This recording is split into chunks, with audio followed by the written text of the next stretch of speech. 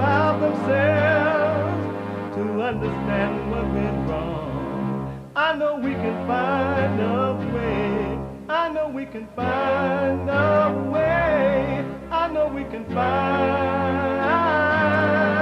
a way to stand up, stand up, stand up.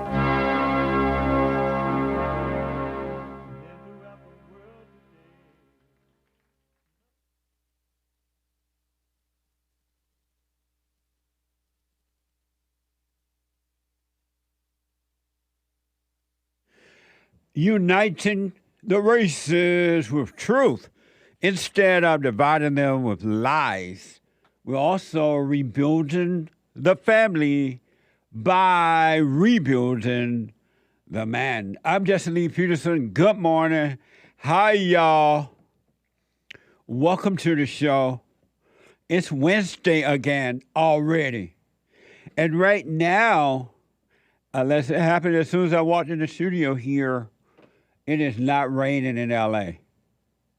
It's like, stop for a minute. We'll see how long that minute lasts. But it has really, Mamma Mia, hola, si senor, been raining cats and dogs. And I feel like it's raining all over the world. You can get involved by calling 888-7753-773, 888-77-JESSE, Jesse, Jesse. And my biblical question for this week is a doozy. The biblical question is amazing. Why does God allow the devil to attack you? Why does God allow the devil to attack you? You ever wonder about that? Lord, why are you allowing the devil to attack me? What the? We have every way that you can watch and support the show listed on JesseLeePeterson.com/show. JesseLeePeterson.com/show. And you can listen to the show on your iPhone or iPad by calling the listen line if you're like busy, or maybe you're waiting in line there in New York at one of the hotels to get one of those debit cards from the mayor. And you just stand there waiting. You need something to do to distract you from reality. And so you can be listening to the show too. All the illegal aliens waiting on those debit cards that the mayor is giving out over there, according to the report. By calling the listen line on your iPhone, iPad, since you already have the iPhones that they gave you when you crossed the borders, or even beforehand, I guess, I don't know. You can be listening by calling the listen line at 641-793-1500. That's 641-793-1500. We're all on social media. Y'all know that. Follow us on social media. Like, ring the bell, subscribe, and all that good stuff on rumble.com/JLP. Jesse Lee Peterson. Rumble.com/Jesse Lee Peterson. And cozy.tv/JLP. Cozy.tv/JLP. Where Christ is King. And then, last but not least, to donate and have your comments read out loud, go to buymeacoffee.com/Jesse Lee Peterson. Buymeacoffee.com/Jesse Lee Peterson. No, it's not. It's buymeacoffee.com/JLP Talk. buymeacoffee.com/JLP Talk. And rebuildingtheman.com. Rebuildingtheman.com. All right? Amazing. And the third hour today is Manhood Hour. every Wednesday, third hour, Manhood Hour. Manhood, rebuilding the family by rebuilding the man. If ever that was needed, it is now. It is now. So my experts are coming in, and I want to talk to my experts about this story that some of you may have heard of. And I want to, before I put my little 2 cents out there, I thought about it this morning. I'm like, let me see what my experts think about this. So when I got to the studio, I asked my producer, can I have your permission to have my experts come in on this story? It is an amazing story. And the anchor baby is answering the phone right now, and he'll be in a minute. And we'll play this story for you. In the meantime, there are 2 lines open right now if you want to jump in there. We have a brand new episode of the Fallen State.tv on Friday, if the Lord is willing and the creek don't rise. Are you able to pull that up, Hassan? Oh, you are?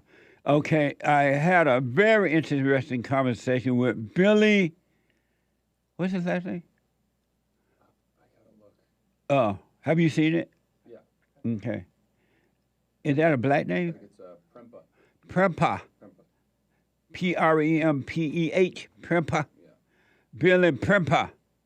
He's Billy Prempa. He is a United States Air Force veteran and the 2024 Republican candidate for Congress in New Jersey's 9th District. Watch this. Next time on The Fallen State. If you can overcome the adversity, I believe that being black is actually quite a superpower. To allow the blacks to still use the excuse of slavery is only keeping them in the hell that they're in. We're incentivized to kill our children, and it's pushed as cool on social media. Oh, Jesus might be trying to come back through the womb. They gonna kill Jesus. Are you a mama's boy? Nothing wrong with being a mama's boy. I love my mother. What a beta! Definitely one of the most unique interviews I've ever had. That's this Friday, if the Lord is willing. It was a fun conversation. I definitely wish him well. It was a fun conversation. And this Friday at 12 noon Pacific time, if the Lord is willing and the creek don't rise. So Nick is not coming, that's what it is? I think he's working on something with Bill. Oh, okay. All right. The anchor baby is working on something with the engineer, so we'll move forward. Where you going, Joel? What? What? So now Joel got up and walked out. He heard the anchor baby out there doing something. He all nosy. He be like, so some of you may have heard of this. They're calling it an unprecedented case. According to Wikipedia, on November 30th, let me do this first. I want to introduce the expert, starting way over here. Hake of the HakeReport.com. And Hake Report is right after my show from 9 to, he's over there. From 9 to, he white. He ain't that black and Mexican over there. All right. I mean, Allah Uba. From 9 to 11 a.m., the HakeReport.com. And one of the experts on the Jesse Lee Peterson show. And right next to Hake, my producer, Sean, as producer of the Jesse Lee Peterson show, and an expert here on the Jesse Lee Peterson show. I can't introduce him, he just left again. Joel Friday. He got ants in his pants and he needs to dance. You ever heard the old saying, Joel? He got ants in the pants when he needs to dance. In the old days, good old days, the blacks used to say that about people who were real anxious and couldn't be still. And, they just couldn't sit still for a minute. They're like, he got ants in his pants and he needs to dance. Joel Friday TV. and he is the host of Joy Friday TV right after the Hake report at 11 a.m. Pacific time, Monday through Thursday. And next to him is Ala Abba, Hassan, the engineer here and one of the experts on the Destiny Peterson show. And then next to them is the American Anchor Baby. And the American Anchor Baby is Monday through Friday. Monday through Thursday at 12 noon Pacific time, and then Fridays at 4 p.m. Pacific time. And then the engineer just stand over there looking. Really. So, good morning, y'all. Morning. So, I want to play this soundbite for you and see what you guys think about this unprecedented case, they calling it. From Wikipedia, on November 30th, 2021, a mass shooting occurred at an Oxford High School in Michigan. Ethan Robert Crumbley, age 15, armed with a 9mm semi-automatic handgun, murdered 4 students and injured 7 people. Watch this from Fox. We are all here because of me today, of what I did. My actions were because of what I chose to do. I could not stop myself, but I am the one who led to why we are here today. I do not diminish any ability to anyone who could have stopped me, of anyone of a school or parents. They did not know, and I did not tell them what I planned to do, so they are not at fault. I am a really bad person. I have done terrible things that no one should ever do. I have lied, been not trustworthy. I've hurt many people, and that's what I've done, and I'm not denying it, but that's not who I plan on to be. Amazing. Interesting. And then from Wikipedia, Crumbley met with school officials the day prior to the shooting and on the day of the shooting to discuss his behavior. On the day of the shooting, a teacher found a drawing on Crumbley's desk of a handgun, pointed to the words, "The thoughts won't stop me. The thoughts won't stop me. Help me. My life is useless. The world is dead." That's deep. And then, according to the New York Post, Jennifer Crumbley, the mother of Ethan Crumbley, was found guilty of 4 counts of manslaughter Tuesday, the first parent in the U.S. to be charged over a mass shooting, school shooting, committed by their child. This is from MDIV. And in count 4 of involuntary manslaughter against Justin Schilling, we find the defendant guilty of involuntary manslaughter. The prosecution had to reset this case and show that, yes, this did happen, and this is how the shooter got the gun. And then this is what the involvement or lack of involvement was from Jennifer Crumbley, his mother in this case. It's her word, essentially, in what she perceived her son was about and what she knew about his mental health or not. And it came down to the jury apparently just did not believe her. The evening before the Oxford school shooting, there was argument in the Crumbley household between school shooter, her son, 15 years old at the time, and Jennifer Crumbley about grades. And he left the house. It's unclear whether he was tossed out of the house during this argument or not, but he left the house. Yeah, and I think what stood out to so many people as we watched that testimony was when she was asked if she would do anything differently in this case. She said she wouldn't. Amazing. And last but not least about this story, from the New York Post, James Crumbley, Ethan's father, will be tried on the same charges separately at a later date. That's amazing to me. We'll go way over. Were you able to hear it, Joe? You didn't have your neck. Y'all heard it? Yeah. Oh, okay. Hassan, what do you have to say about this? Honestly, I was like kind of confused doing all this stuff. I wasn't really paying attention. What? No. There's a lot of stress going on over here for me. Okay, I understand. We got new equipment over there now. Remember, y'all helped us get the new equipment. They're putting it in, so there's a lot to learn about it. So I understand the distraction. Joel Friday TV, what do you think about it? I think that the teachers, first of all, should be fired for this student going to them and asking for help, and they did nothing about it. And I feel like if they're not fired, this is why these things continue to happen, because adults aren't taking the proper precaution to deal with these situations, and there should be consequences. I love the fact that the parents are getting tried as well, because they played a part in raising the school shooter. And that should happen more often, to where the parents are just as at fault, especially if they're under 18, as the child is. So I think that, I like how they went about that whole situation.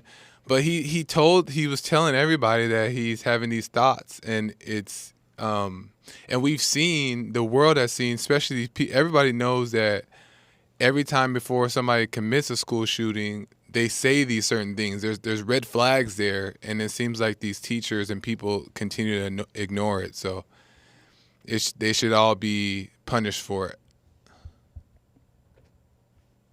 That's all for me. Why are you laughing? Anchor Baby. The Anchor Baby, Monday through Thursday at 12 noon here, his show, The American Anchor Baby.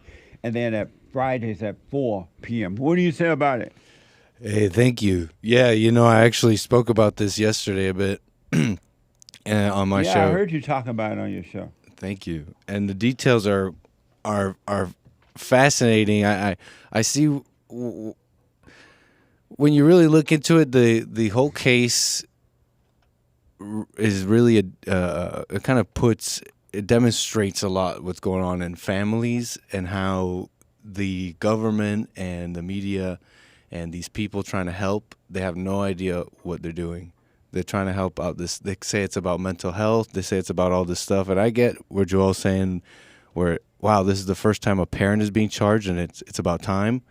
But when you look into the case, you realize this is not about actual justice. This is not about trying to find out, where the parents went wrong. This is all about the gun stuff. This is all about trying to go after them over this gun charges. Because you got to understand, they went after the mother over her negligence for letting the kid have the gun, right? And that's, I gotta say, I'm stressing this. This case centers around that. It's not about caring about Ethan's mental health. And an amazing detail of the case is that the defense of this woman centers around blaming the father, saying, I didn't give him the gun. I didn't leave it around. So the whole thing is this blame case. It's this revenge thing. I spoke about it at length yesterday. I don't want to take up all the time, but amazing. You can podcast the Anchor Baby show, American Anchor Baby, and hear all of his thoughts about it from yesterday's show. Amazing. And Sean, you say? Oh, let me just ask. So you say the parents should be arrested as well? No, not in this case. Oh. Not the way they're doing this, because this has nothing to do with where the parents actually went wrong, what the parents actually did wrong. No, this is about the gun thing and emotions and feeling bad for the victims. And okay, no, we're laughing at Bill because he's over there sneezing. Sean, the producer of the Jesse Lee Peterson show and the expert here, you say? I think Joel and Nick laid it out pretty well. They should get charged, punished, but not for the reasons that they're saying it is. The parents should be? Yeah. And why should they be? Because the kid was 15 when this happened. So he wasn't exactly an adult. He was still in high school. He was still somewhat a child. And at 15, I feel like your parents are still responsible for you in some way. Oh, okay. So that's what I think about it. And you agree that Oh, you agree with what Joy and Nick had to say so far? Yeah. Oh, okay. Amazing. And you agree that the parents should be arrested? Yeah. Okay. You don't seem sure. I'm not. Nice. How about you, Hake? You say of the Hake report every morning at 9 a.m. Pacific time. There's no justice in the world. No justice, no peace. Whoa, put that fist down. He put a communist black power fist. From the river to the sea. He's been chanting. He's been chanting radical chants here in the office. This is not the Black Panthers. Yeah, that's somewhere between. Whoa. Sorry. How about that one? There you go. There you go. He did kind of a Nazi salute. Just kidding. Where's Hitler now? In heaven or HE double toothpicks. I rest my case. Go ahead. So I don't think that the parents should be charged because it's kind of like, it reminds me of the Dylan Roof case. I was like, oh, he killed people. He should get the death penalty. But they're going after Dylan Roof with the death penalty for so-called civil rights violations, hate crimes. Oh, the feds are getting involved because he's white. And they're going after the parents, not for being bad parents and raising him poorly, but for failing to secure the gun properly in their home, basically, according to Wikipedia. And Nick is right. So this is just a anti-gun rights charge against the parents. They actually went into hiding. There was like a manhunt for them. Oh, yeah. The parent? Yeah. They went in hiding? Uh-huh. Together? Yeah, I think they were together. Did she get fat while they were hiding out? Well, they got arrested 2 days later. Did she? I think so. By the time they arrested her, she was fat. No, it was 2 days later. You don't get fat in 2 days, I don't think. Oh, maybe you got bloated. Somebody else. Okay. Bloated from the stress. I may have to be thinking of someone else.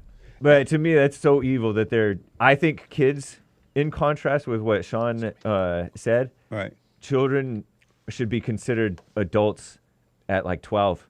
Because you kind of know what you're doing by that point. If you're a Jew, you are considered adult. That's right? what I'm following the Jewish lead. Yeah. They're my leaders. But I knew what I was doing at 15. I mean, it never occurred to me to try to hurt anybody, at least not like that, or myself at that age. But the stuff that I was doing, the stuff that I was thinking, I was my own person at that point. I was living, even though I was living under my parents' roof with most of my siblings still, I was living my own life, living in my own world in my head. So, yes, you can say, oh, blame the parents for how they raised them, but as far as charges, especially with the court system the way that it is, it's anti-Second Amendment, it's anti-parents. I mean, the whole society supports the destruction of the family and the messed up children. And the schools are ridiculous. You can say, oh, the parents didn't love their kid because they sent him to the public school, I think. Is Oxford a public school? Especially being white. Yeah. So you're saying that the parents should not go to prison? No. Oh, okay. This is stupid and evil. Amazing. Yeah. You know how Trump is going through an immunity thing right now?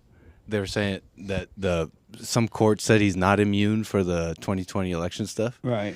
And he's saying a president has to have immunity so that he can operate. You know, I'm thinking like a parent has to have immunity so else they can't operate. This is like crazy that the law went to this extent. And to add to what Hake was saying, the order in the home destroyed. Yeah. You know, you got like female. I don't know if you noticed. You want me to back up because I'm not in the camera. Bill is being a great producer right now. Nice. You know, in the video where she's getting sentenced, I see a female defense attorney, a female lead juror, like 7 female jurors, a female judge, a female prosecutor. Yeah. Yeah. Mess. And they're already all preachy. It's ridiculous. We're changing the studio around so that everybody can be on camera at the same time, folks. So Thank you for your patience. George, did you want to add anything else, or that's it? You still think that the parents should go to prison? Well, yeah. Well, I think that everything that Nick and James are saying definitely brought some context and a different perspective. And I agree with what they're saying, especially with like knowing that the intention of the government and all this stuff is in the wrong place, especially in America. But I still feel like the parents should be tried. So though they're going to jail for the wrong things, I still think that they belong in jail, because this is just things parents need to understand. And I think it's a message for parents to also pay attention to their children. Like, this is they're a big part of the reason why this child is 15 as a school shooter and shooting up and killing other people's. Now other people's parents and other people's families got to suffer due to this stuff. And I think parents get away with things because most of the world doesn't know that it's a spiritual battle, right? And it comes from the parents. So parents get away with these things, and they just say, he's just a bad kid. But he's a bad kid because you're bad parents. So I think that is, to me, in my opinion, lock him up. You agree with that, Chad? Yeah, I still agree. Oh, okay. Yeah. We should be locking up more parents for more things. Really? Yeah. You agree with that, Jay? We have an under-incarceration problem. Of parents? I don't know about parents. We should have special jails just I kind of for like how parents. I kind of like how these guys are very tough. Oh, and yeah. You're like, oh yeah, they're tough. Whatever. Did you finish? I mean, we need stuff like, it's kind of changing the subject, but like with this homeless stuff, they should be forced to do volunteer work. Yeah. Because of time, I watched the story, and first of all, it's evil, as everybody said. It's evil. But this is about two things only. It's about taking away our rights to bear arms. That's number one. It's all about that, number one. And then it's about getting rid of white people. They can use white people for whatever bad to get rid of them, because the attack is on white people right now. And black people are killing each other every day with guns. Yeah. Every day, all day, night, day, yesterday, tomorrow, and the day after. And their parents aren't. And then no parent going to jail, no parents mentioned, no parents anything. And I was thinking about that story of that white guy in New York who was on the train. Right. And these black people were fighting, and somebody was killed or died. And look how they trying to punish this guy when everybody else doing the same thing, non-white people, and they walking right in and out of jail. No problem. It's about the Second Amendment, and it's about punishing whites. That's what this is all about. Nothing else but that, other than being evil. Anybody disagree? Oh, and these parents should not be going to jail. I agree. They should not. I was 15 years old when I got my first gun, and they just bought it for me, wrapped it in a gift paper, Christmas, Santa Claus, sat it under the tree. I got the gun the next morning, so happy at 15, never shot a gun before, went out into the woods and killed a squirrel. Up in a tree, I had never shot before. I was 15 years old. What the? You know what I mean? This boy, 15 years old, this boy, he's responsible for that. The parents are not responsible for that. So if your parents gave you a gun and said, "Hey, you should go, shoot someone," then should they go to jail? They didn't say go shoot someone. I know. I'm saying if that were the case. But if the fraud didn't have a glass A, he would have broke it. Yeah, I agree. When he jumped. Huh? Saying where do you draw the line? What? Where do you draw the line? By getting the government out of your business. Getting the government out of your That's a good point life. about the race thing. That's crazy. It's all about going after white people. As the Second Amendment. That's all it's about. Otherwise, all the black parents will be locked up. Let me take a break. 888-77-53773. Back in a moment. You can't run from evil within yourself or outside of self. You got to deal with it. And you need good in order to deal with evil. And God is good. You need to return to the Father. And you'll see within you, he will fight the battle for you. And he will fight it without, because he will show you how to deal with it. And you will have no fear. Love God with all your heart, all your soul, all your might, along with nothing else. Nothing else means yourself, your children, your wife, your things, your ego, your reputation, and all that. You can't care about any of that. The children of anger will use it to control you. But if you love God, he will renew your mind, and none of those things will be before him. And so when they go after you, oh, well, you may take my body, you may take my things, but you're not going to take my soul. And that's a true reality.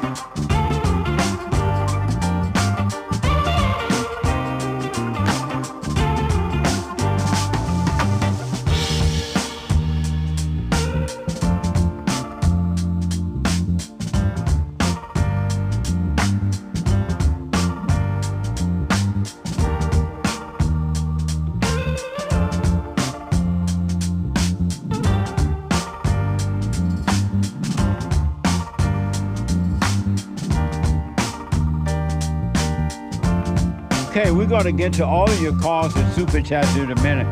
I just want to finish up the story with my experts here.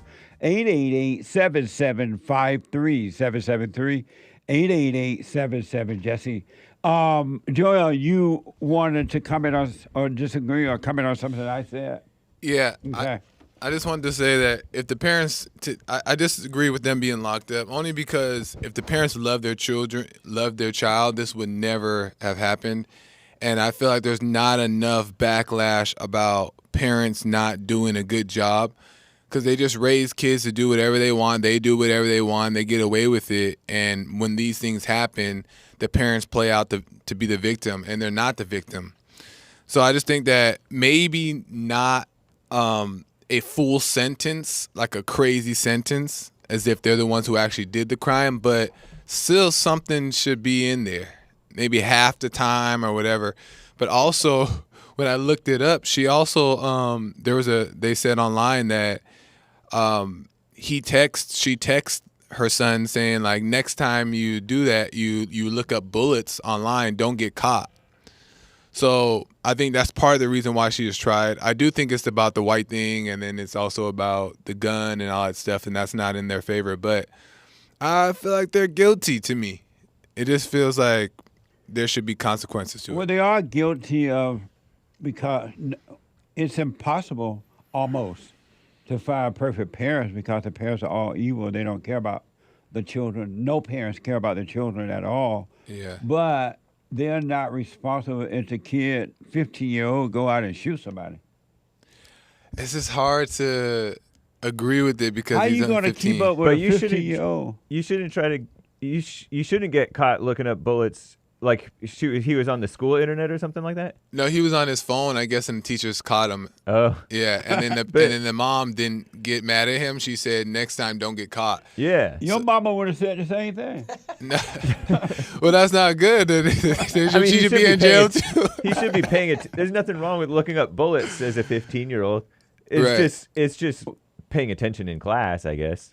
But I don't know. If he's looking at a good deal. But and the boys, they're asked to sit still in these boring classrooms with these female teachers, but these liberal teachers. True. They want to oppress you. There was other red flags that were there, though, because he's going to the principal saying that I have thoughts. I'm thinking about, it's like he's saying. But the teachers these are things. dumb. They think that is mental illness. Right, lock them up too. Hassan, you were saying you realized something. You agree now? You caught up? Well, yeah, I like that what you were saying, because Yeah, I don't think it should be on the parents, you know? Like, not to make this a light, but I was thinking about like how when Sandy will maybe go to the bathroom in an establishment. Sandy is a dog, for those who don't know. His dog. You know, that's his dog. And I doubt that Sandy go show up at the school with a gun. Sandy is a reflection of his owner. No, but see, I don't think he is. You know? What do you mean? Well, because he went to the bathroom in the Grove, and everyone was like looking at me crazy, and I felt bad. But I'm like, you were crazy and bad and wrong. But I said Sandy's his own man, you know. The Grove is a nice. Don't throw me into jail for this. It's a beautiful mall for those who don't know. Yeah, in LA. It is nice. But anyway, so yeah, it's not as nice now because the people killing each other over there. And the dogs are all in there pooping. Somebody in the chat said that Joel has an IQ of 30. Is that good? Is that good? It's better than I thought. 30% white. It's because he's 30% white. You were shaking your head or agreeing or something. I mean, yeah, if you owned a pit bull and the pit bull attacked someone and killed somebody, you'd get charged for that. But a pit bull is not a 15-year-old human. A pit bull is still an animal. And you're responsible fully for that. Right, for the pit bull. Because you have to control But your 15-year-old child going to be roaming out there by himself or herself at times. You can't do anything about that. You say, Sean? I don't know. I'm lost. Somebody wants. This one took me for a spin. I don't know. I'm telling you. Somebody wants to name the law that wants Joelle to name the law that she broke. The woman broke. That's a good point. Raising a school shooter. That's the law. You're just making that up, folks. She did not raise a school shooter. But how does she not though? How does she not? Because isn't that what like we always speak about is that the anger makes you do crazy things, the thoughts, right? And but she still, influenced that. It's still you can't. I'm telling, and just all I guarantee you had this been black parents, you would barely heard about this story. If the same thing had happened. I agree. It's with just that. all about the Second Amendment and going after white people. Anybody disagree with that? No, I agree. I want to hear it if you do. Just look what they're doing to white Americans. Anyway, I want to get to this next story really fast.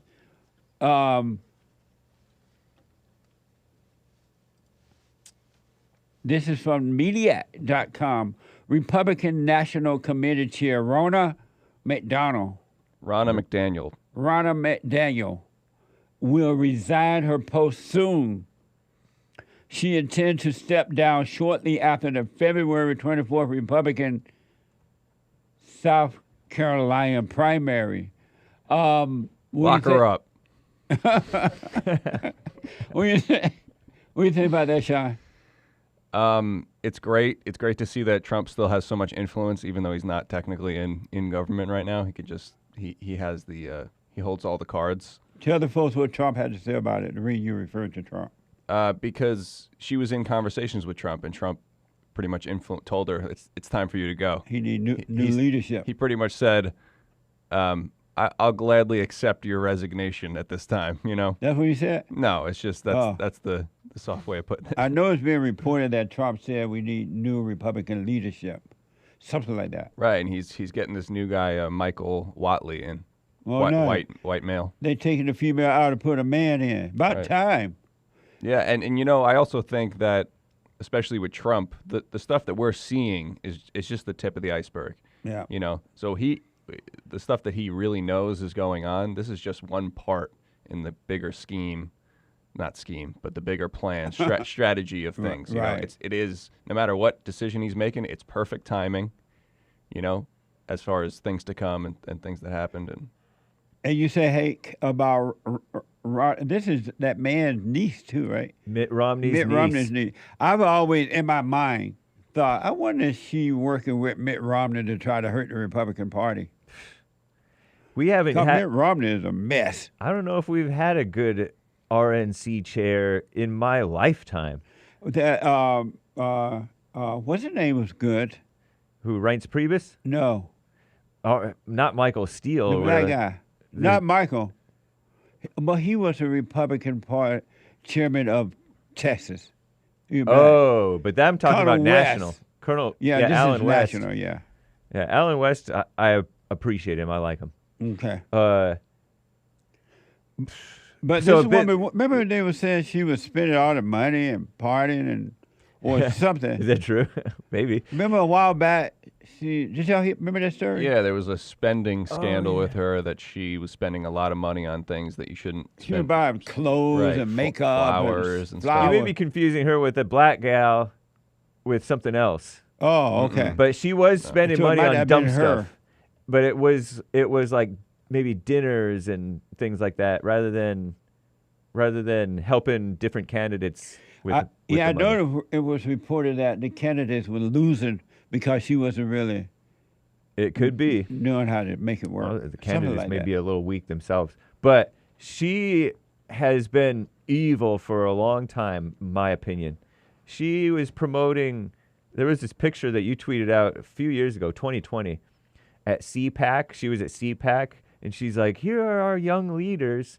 And it's a bunch of women and POCs. Yeah. Like, the few young men were all like Mexican, Indian, Asian, maybe black. Not one white. Yeah. Man, and maybe it's Well, I'm argued. glad she gone. And then also she cheered on the primarying of Congressman Steve King. She said, "Well, we need to get rid of white supremacy." Oh yeah.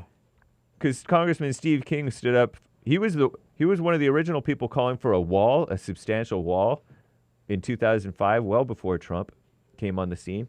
They should let him run the National Republican Committee. Yeah, no, but they got rid of him. I know. They primaried him Amazing. over a New York Times smear saying that he aligned with white supremacy. I noticed, speaking of primarying somebody, remember that white guy out of New York? They say that George Santos? That he won by lying. Yeah, George Santos.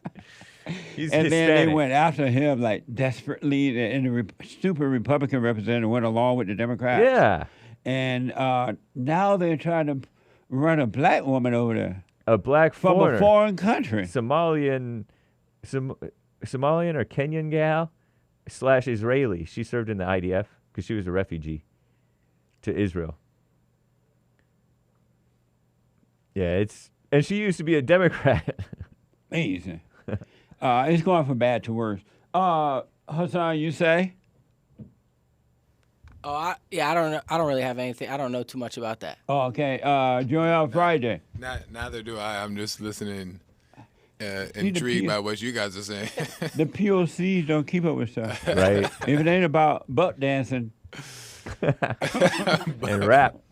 And Right. rapping. If it ain't about Drake, I don't want to hear it. And you say about Ronna Madonna.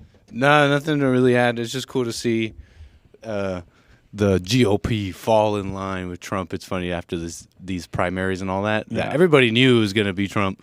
Yeah. But okay, we'll give it an old try and put Haley and DeSantis. I think Ronna McDaniel, she held back saying anything about the primaries until it was obvious it was Trump. Yeah, there was some stuff that came out, and they were pretending like Trump was to blame for all these people losing. Right. But the Republican National Committee wasn't backing them sufficiently. Yeah. I guess. I don't understand that stuff. Women is not built to be in leadership roles anyway. Yeah. It's just not in their nature. Yep. It was too much for her to She was in handle. charge of the Michigan, I think, Republican Party. And she helped, these women become activists even when they're conservative. And then she became, the top of the state of Michigan when in 2016 when Trump Lord got have mercy. The biblical question. Why does God allow the devil to attack you? Hake. No, I start with Sean now. I start with Hake first before. Why does God allow the devil to attack you?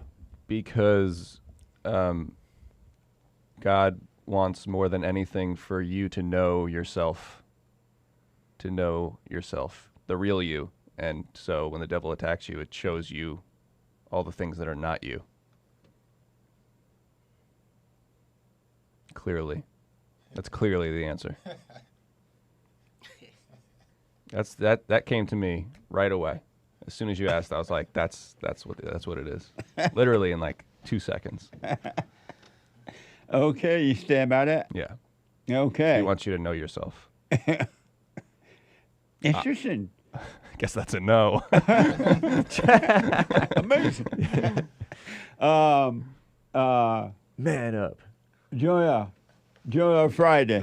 Why does God allow, this is the biblical question, why does God allow the devil to attack you? I agree with what Sean said about wanting to get to know yourself. But I also think that is that because God wants you to choose him and choose life. And I think that if we don't have these like stabs, as you say, by the devil, then we won't choose God. We would just, it wouldn't be real. We wouldn't know that we know that we know. It would just be, we believe. So I think, Satan, God allows it so we can choose him. If he's quiet, Sean, that means that we're right. God is not willing that anyone should perish. Hassan. But he was. Yeah, it's interesting. I think. Why does God allow the devil to attack you? I don't think he does, actually, because I think when we're with him, when we're with God and we're in the present, like you talk about, then there is no allowance of the devil. The devil can't be in the presence of God. So I think that when we're naturally in the presence, he doesn't allow it. But then there's also a part where it's like God doesn't force things. He doesn't impose it. So like how the devil imposes the thoughts and all the stabs, like we were talking about. So I don't know. It's tricky, as they all are. But I don't know. I don't know if he does. You want to ask your dog? It kind of makes me think. It harkens back to. You said something about like suffering and like, did Jesus suffer?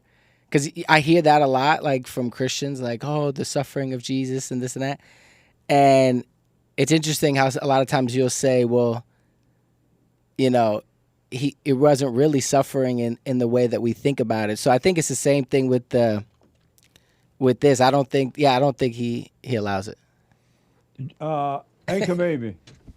Why does God allow the devil to attack you?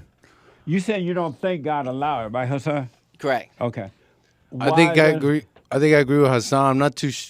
I'm not sure if he's actively allowing it. Like Satan's going up to God and saying, like, "Okay, I'm gonna do this to him, right? You're gonna let me do it." But it's like it's happening to us because we deserve it, sort of, because we're like wretched. Like, look, it's like a consequence of. Man fell. Look, what I'm trying to say is, it's like it's a consequence of like our state. We're evil. We're fallen, and it happened a long time ago, or whatever. Look, I don't know. I'm trying to figure that one out, I guess. But what I'm saying is that that's just a consequence of your state. I don't know if it's God like necessarily opening the door for the devil. It's like you're in that state, and God's trying to get you. Like he's like, there's a way out, and you could have it or not. That's kind of how I see it, because I can't see God doing that, like letting Satan do that. It's more like he's just, you are of your father Satan, and this is your life, and it makes sense. You shouldn't be surprised if you're going to be of your father the Satan. You're going to have this life. Okay. You agree with that? I agree with me.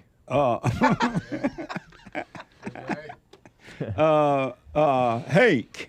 Why does God allow the devil to attack you? Because I'm like Job. Everybody want to be like Job. It's up, baby Jessica's daddy. I think it's to get it. I can only speculate. I think it's to get the devil out of me.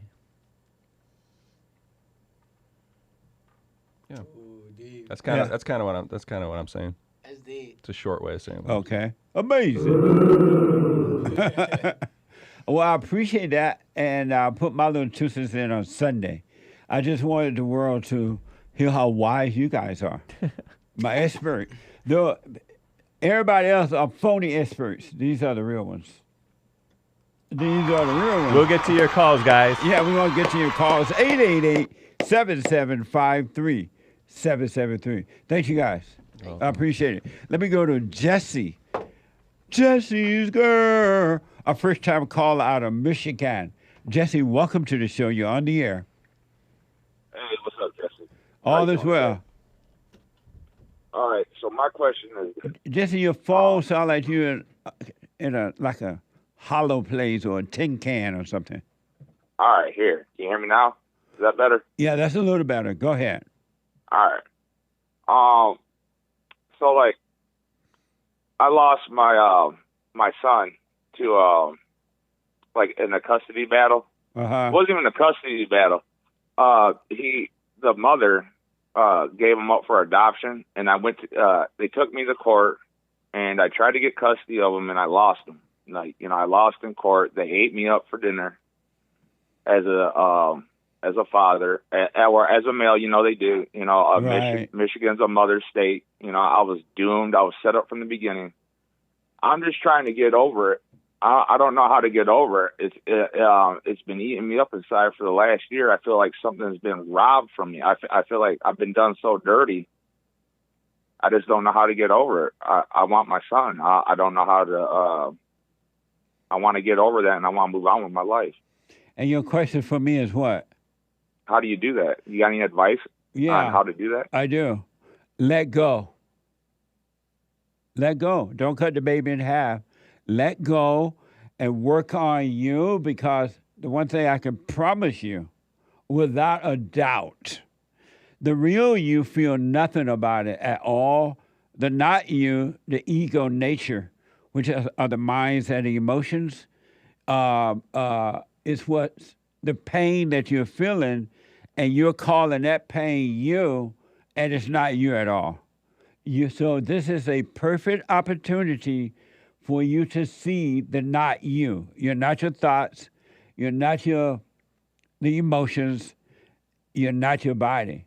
Your thoughts and emotions are evil, and it's all about you. It's all about the ego. It's not about your son at all. Not one iota. It's about you. So it's a perfect moment for you to be still through this and die through it, meaning let your ego die. All thoughts are all lies all the time about anything. So you're not suffering at all. That's a false identity inside of you that making you think is you so you can keep it alive. You and all human beings are possessed until we overcome that. See, and I thought I had, so I'm thinking, all right, I've been listening to you for a while, and I thought I had already overcome that, but as long as I'm still feeling the pain from the ego, I haven't overcome nothing. Nothing at all. And whatever you think you've overcome, that's another lie, because overcoming is about not thinking. Thinking about it is not overcoming it. Can you hold for me, Jesse? Man. Can you hold? Hold on. Now, I totally disagree with the way things are going, but you can't be angry, because that's what the enemy wants. He wants to control you. They do things to make you mad so they can control you. It's like being married. And the wife would do things to make you mad, or she'll do things to make you feel good. And men do that to women too when they want something from the woman, especially sex. They'll make her feel good, or they'll make her angry. And the woman's gonna have to say, you don't want to be angry. You want to speak up. You want to disagree with what's going on. It's wrong, but do not be angry. Then you won't have fear. You won't have doubt. You won't have worries. You'll be able to see, but you got to stay away from anger. That's why you must forgive your mothers and your fathers so that you can overcome the spirit of anger. It's a spirit, and it's wicked. Nothing good in anger, because it has no love, folks. You need love to defeat evil. And love is not a weakness. It's a strength. It's from God. It's His nature.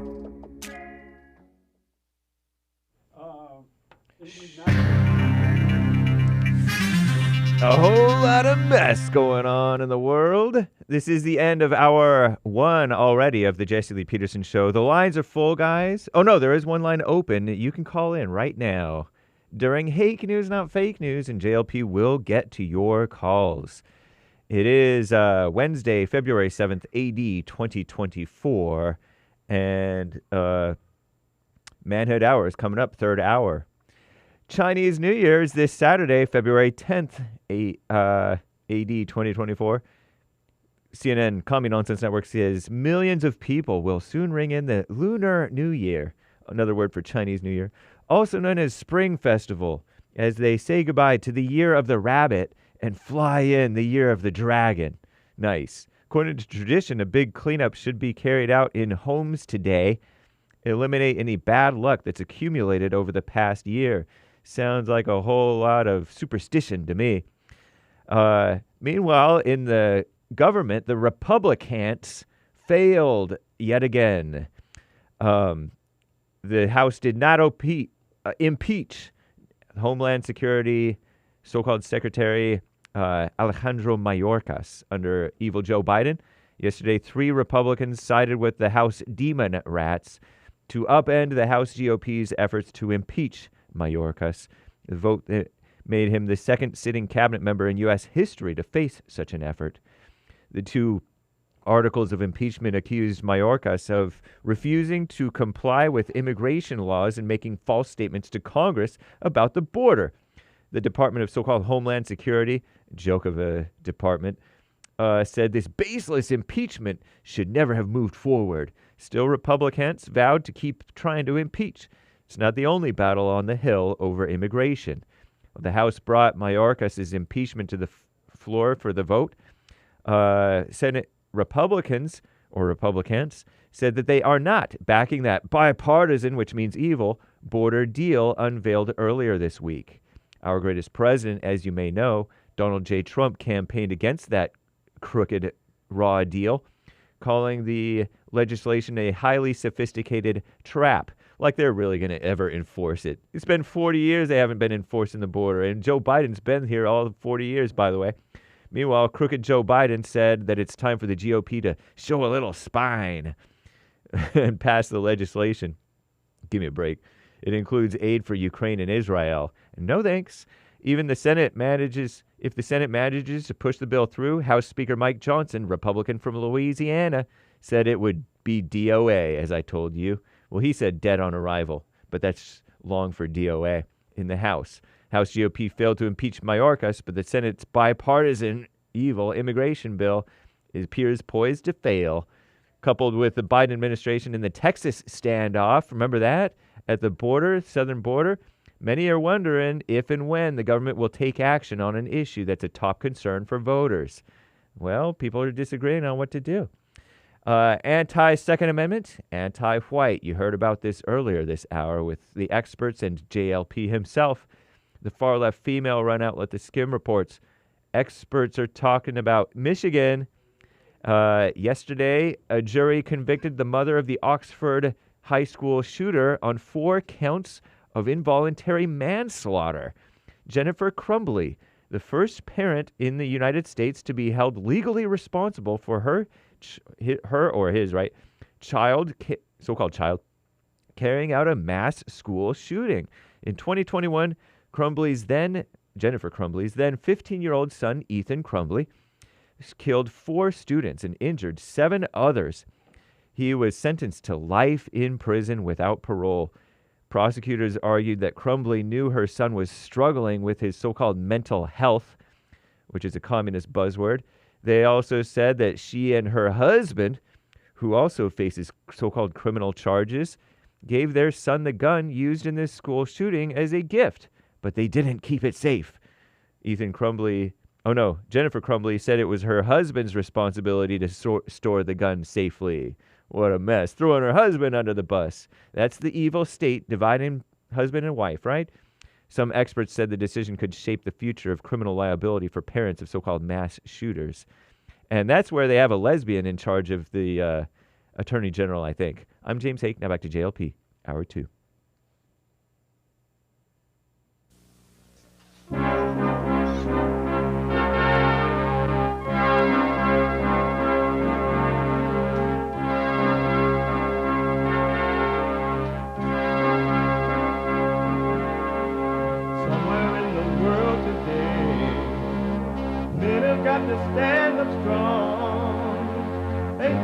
about themselves to understand what went wrong. I know we can find a way.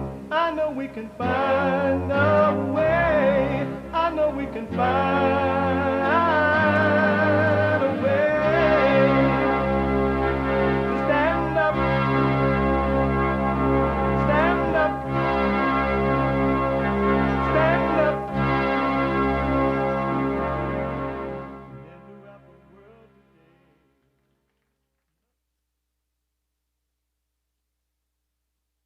Uniting the races with truth instead of dividing them with lies. We're also rebuilding the family by rebuilding the man. Jesse, call back from Michigan. I had to put you on hold because we were at the top of the hour. So 888-7753-773. A first-time caller, Jesse was talking about the loss of his child, and he thought that he was done with the ego. But we had to put you on hold, Jesse. Call back. You can get involved by calling 888-7753-773, 888-77-JESSE, Jesse.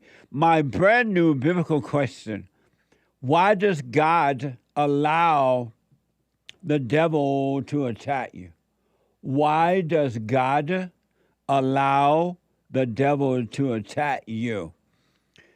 We have every way that you can watch and support the show listed on JesseLeePeterson.com/show. JesseLeePeterson.com/show. And if you're busy doing whatever it is that you're doing anywhere in the world, we are heard around the world by everybody and their mama.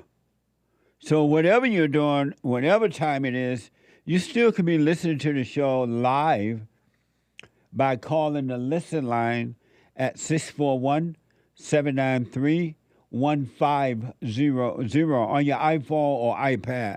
641-793-1500. And follow us on social media, Jesse Lee Peterson on Instagram and JLP Talk on X. Like, follow, ring the bell, and blah, blah, blah. And to donate and have your comments read out loud, go to buymeacoffee.com/JLP Talk. buymeacoffee.com/JLP Talk. Rebuildingtheman.com. Rebuildingtheman.com. All right. Manhood hour is coming up in the next hour. It is Wednesday. It's amazing. If you missed the first hour today, be sure to podcast. We talked about this deal where the parents of a white boy are now, the mother just been found guilty of the son been accused of killing some people at a school. And the father's to go on trial later, according to the reports. And they're blaming the parent. They're arresting the parent. I believe it's because of they're going after the Second Amendment in any way possible. And because they're trying to get rid of white people in their own country, by the way, they're using the white people as an example. Because other people are killing all the time. Every day in the inner cities, you don't hear the parents going to trial or anything for that. And the kids are, in some cases, even younger. Amazing, huh? Jesse out of Michigan, first-time caller. You can call me back. Let me go to David out of California. David, welcome to the show. You're on the air. Hey, Jesse, how's it going? Can you hear me clearly? All is well. Yeah, I just wanted to talk to you about that movie, Nefarious. Yes. Yeah, I just wanted to point out a very interesting scene in that movie that, if you look back on it, I think you remember. But I do. It was an amazing movie. Yeah, there's this one scene where they bring in a priest for whatever reason. I think because, you know, they want to get like a different perspective on why this guy's acting like this or whatnot. And they bring him in, and the guy basically freaks out and tells the priest to basically back off. But then once the priest basically tells him that, you know, he lost his faith, he doesn't believe, basically he's on the same level of the guy who's basically interviewing him. The guy then switches up and basically tries to shake the priest's hand as if basically he's joined sides with him. I thought that scene was very interesting. I forgot about that priest that came in there. It was so quick. But you're right. Yeah. It did come in. I forgot about him, man. And there's a, you know, in the Bible, I know it's not Bible Talmud Thursday, but in the Bible, it says that in the last days that the devil will be in the church. And for the priest to be like that, basically he's on the same level, whether he acknowledges it or not. He's basically playing on for the opposite team. In the good old days, from what I've learned about the Catholic priests, they used to cast out devils in the people, but that's gone now. The priests are weak and things have changed. But apparently the Catholic priests from the old days were aware that people were possessed, and they used to do that kind of stuff. But when I watch it again, and I will, I'm going to pay more attention to the priest scene. I do remember it, but it happened so fast, I forgot. As you're speaking about it, I'm getting like glimpse of what happened, but I forgot about that aspect of it. Right. I think I've seen that movie like 2 days after it came out because I've seen the previews for it, and I was like, this movie's going to be good. Yeah. And I watched it, and then I heard people calling into your show, and I was like sitting there, not praying, I guess you could say, but just I was like, oh, I hope Jesse watches this movie. I hope he watches this movie. It was amazing. I highly recommend it. Was it though? That the devil, the man that played the devil, the same spirit that was driving him is in that same spirit of the young boy that was been accused of shooting up the school there, Oxford High School. It's the same spirit. And that's the spirit that's in every human being until they're born again, return to the Father. And it's unfortunate, and because I do a lot of counseling, and what I'm finding out is that the so-called experts who are dumber than a doorknob, by the way, they have degrees, but they still have no sense. They're giving people medication for spiritual possession. And then when some of the people try not to use the medication, they trip out. They cannot handle anything. It's worse because the devil is speaking to them louder and often more now. And because they have not dealt with it, they cannot handle not being on that medication. It's too bad. I'm not a doctor, so I'm not referring to that. But it's too bad that in our society today, human beings don't know that they're possessed, and they're going to these people with degrees who have no clue, and they're giving them medication for evil possession, and it does nothing to help overcome. Right. Yeah, that scene popped in my head because somebody on your show yesterday, I think it was one of your experts or someone that called in, basically said that basically the devil, the guy who plays the devil, and then basically the psychiatrist or whatnot, they both had the same spirit. Like they both were intellectuals.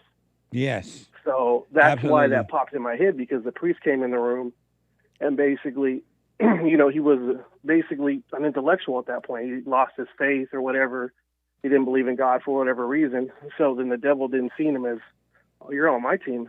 He tried to shake his hand. I can't remember what happened after that. Yeah. The intellectuals are evil, and the intellect is evil, and the intellect hate God. And that whether it's an intellectual Bible thumper or intellectual secular thumper, it's the same spirit. The intellect hates God. It hates good. Right.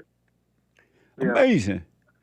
Well, I appreciate that, David. I'm going to watch that again. I was going to watch it anyway, but I'm definitely going to pay more attention to that pre-scene because I totally forgot about it.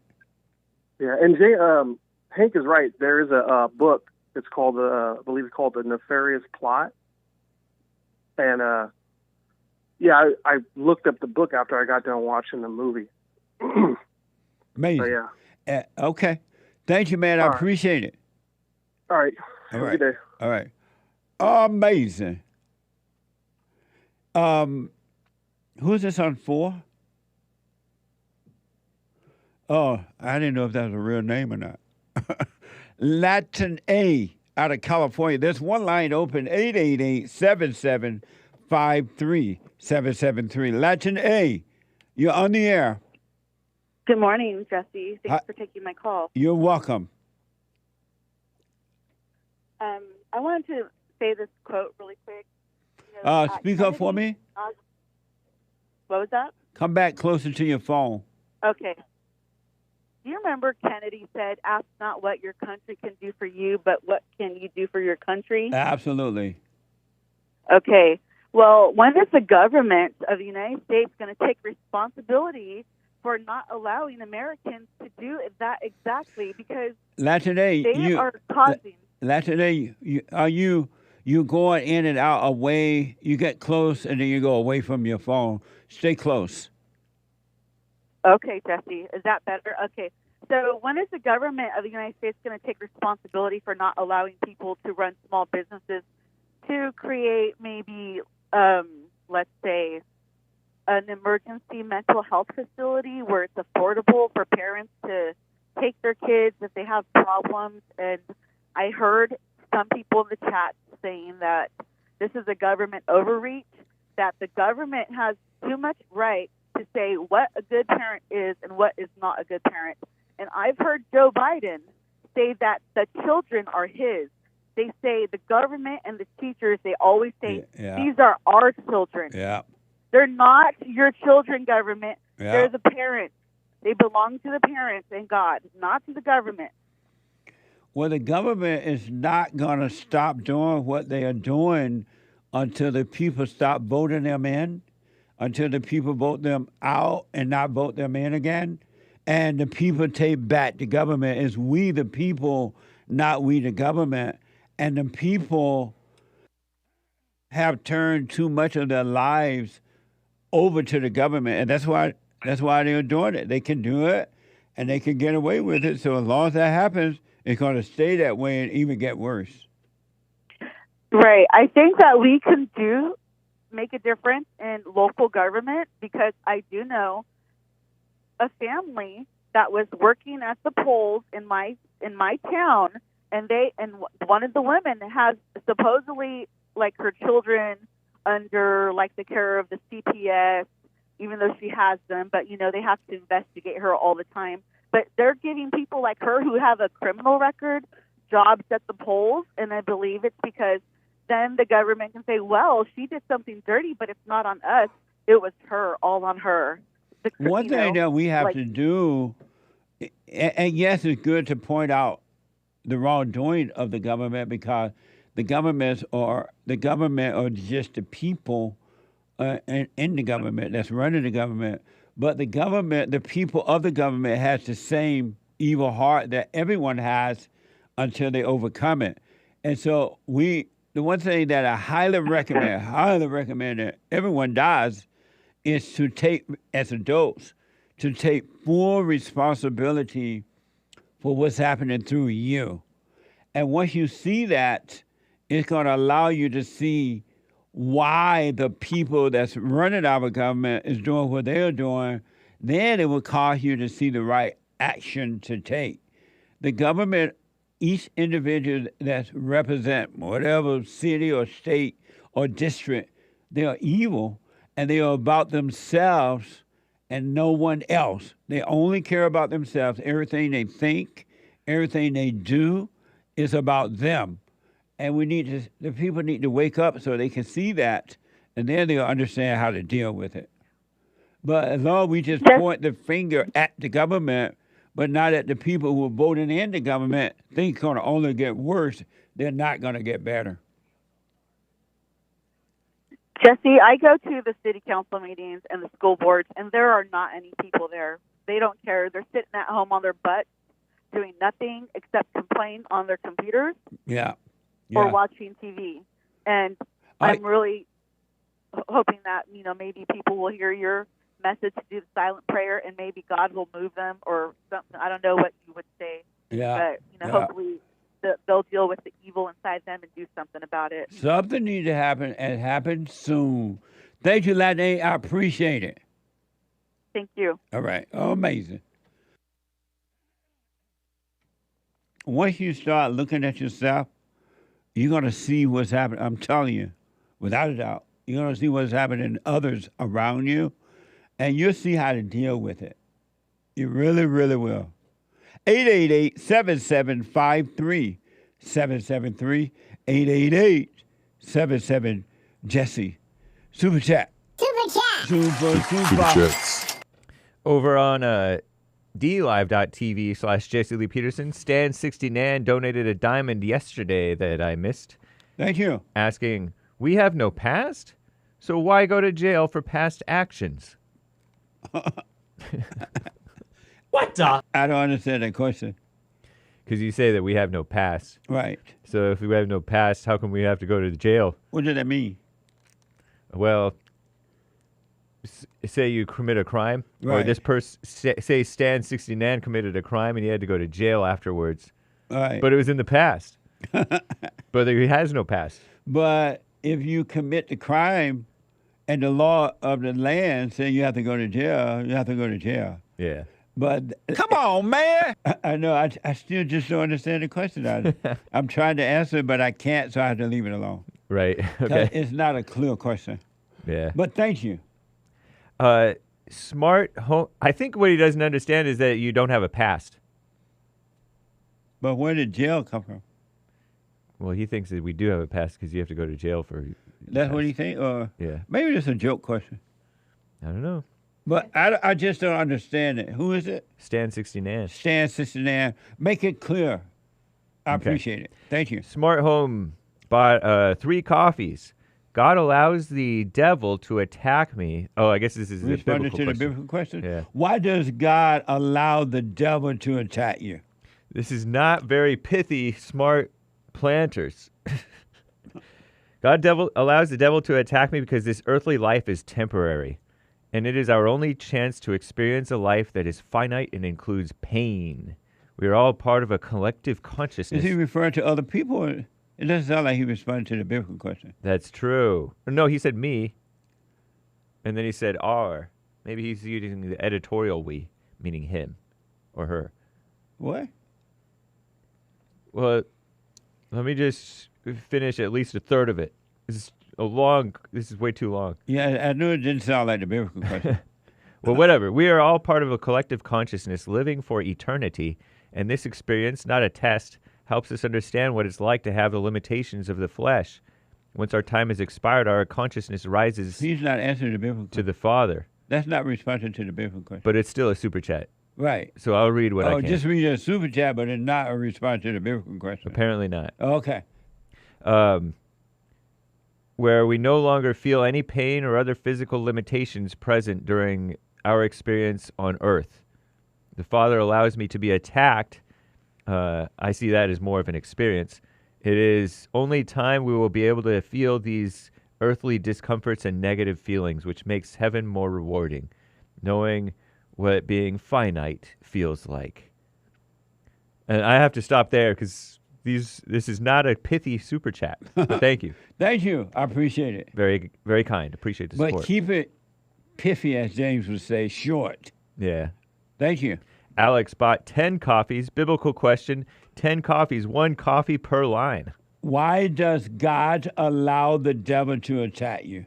Because God loves his children and sets them free. Because God believes in us, even if most of us don't really love nor believe in him.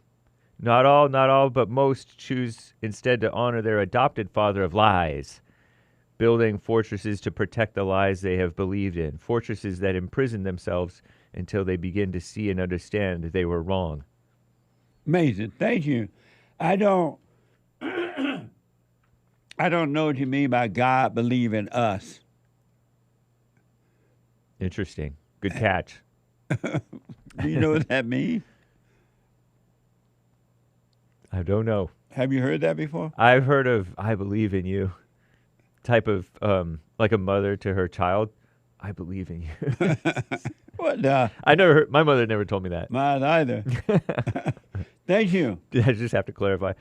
Max Lank bought a coffee. Jesse, I am 30 years old and have a job that pays just enough to support myself. Working on starting my own business in the spring. I've noticed probably 99% of the people in the world view others for how much money they earn. As a Christian, we're to be free of thoughts and opinions of us. Seems at times it's impossible to communicate with others without them having an agenda. What's the best way to deal with this in this day-to-day life? To deal with what? People having an agenda. By not dealing with it. Whatever other people are into is not your issue at all. You are your own world, so just deal with your world and let everybody else deal with their world. There's nothing you can do about it. Just live your life and watch. Danny. All right? I did see a report, or heard a report the other day, I think it was on Fox, that more and more parents are taking care of their adult children.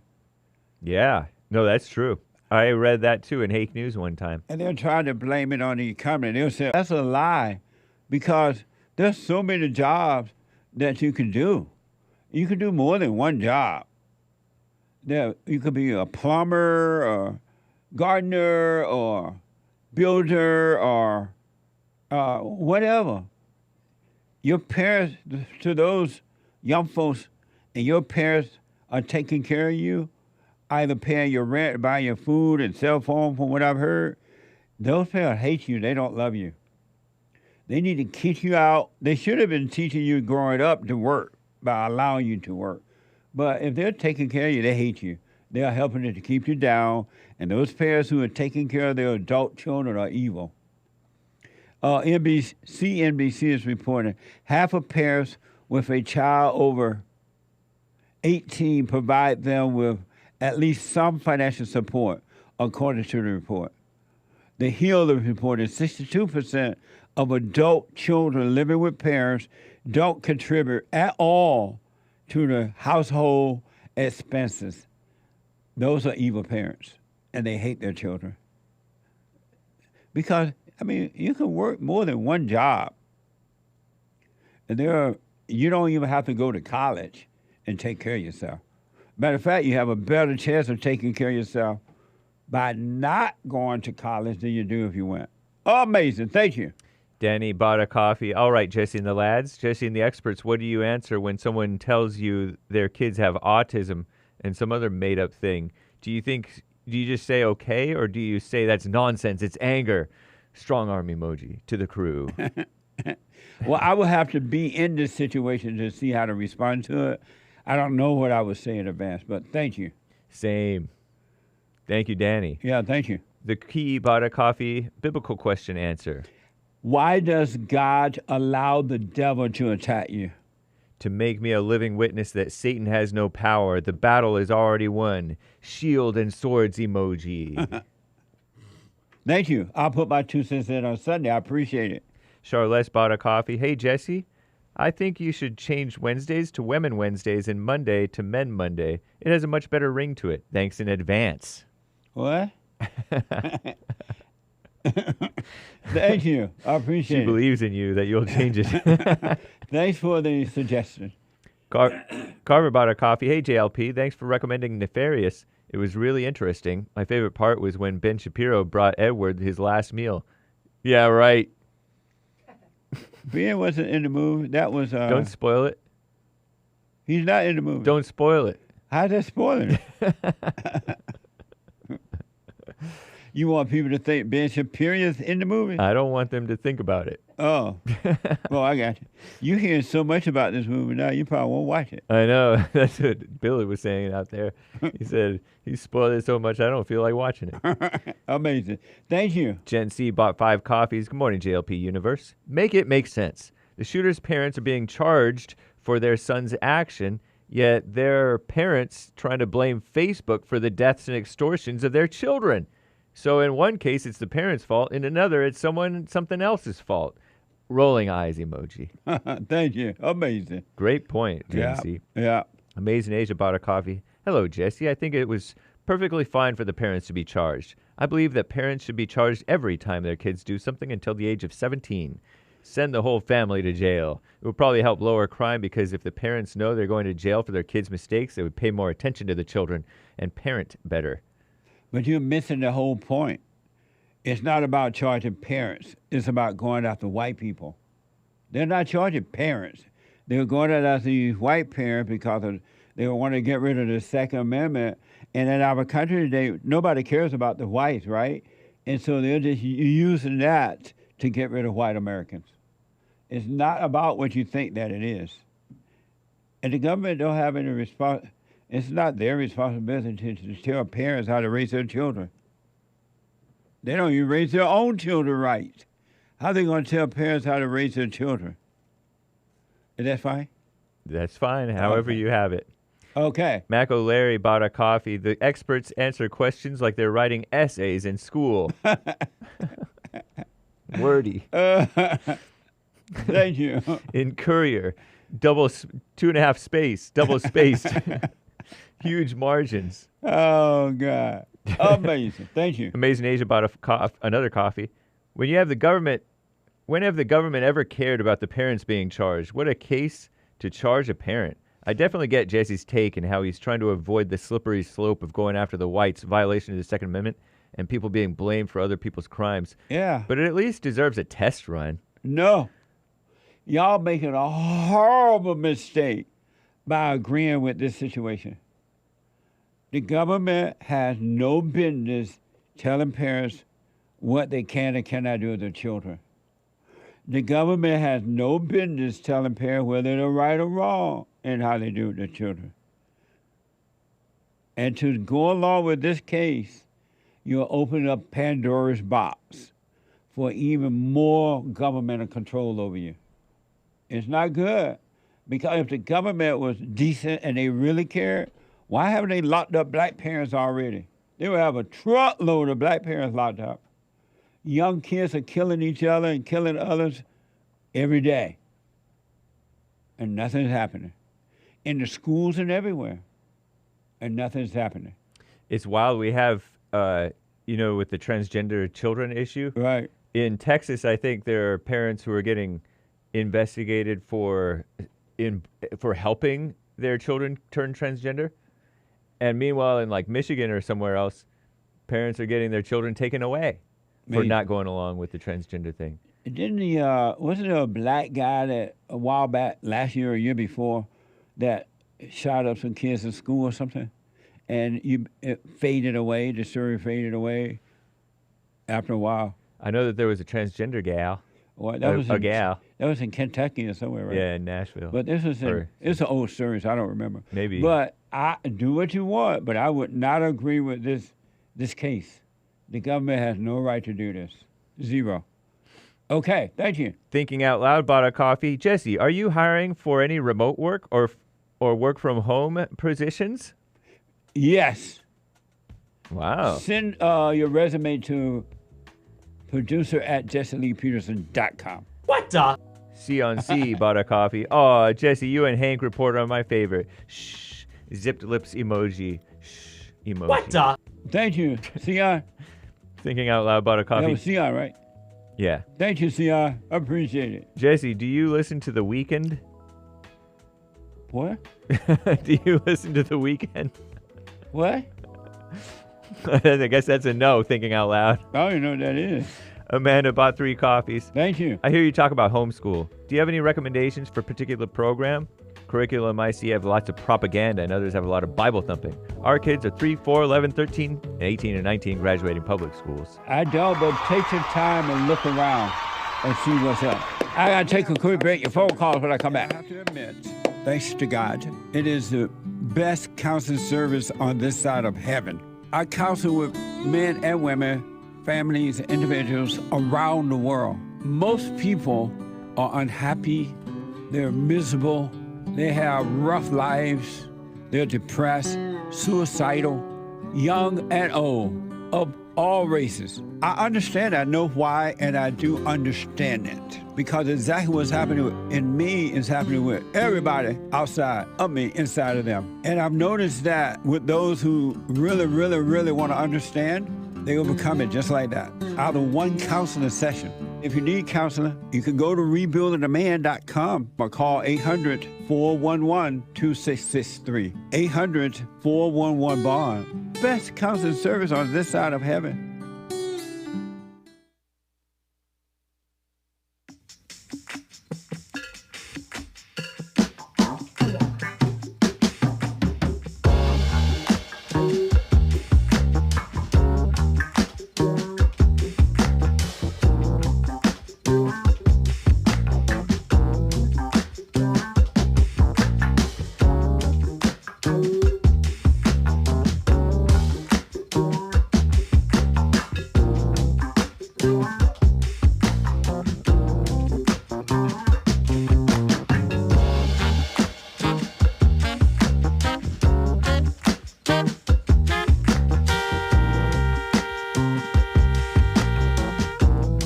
I have some news items that we're going to get to later, maybe the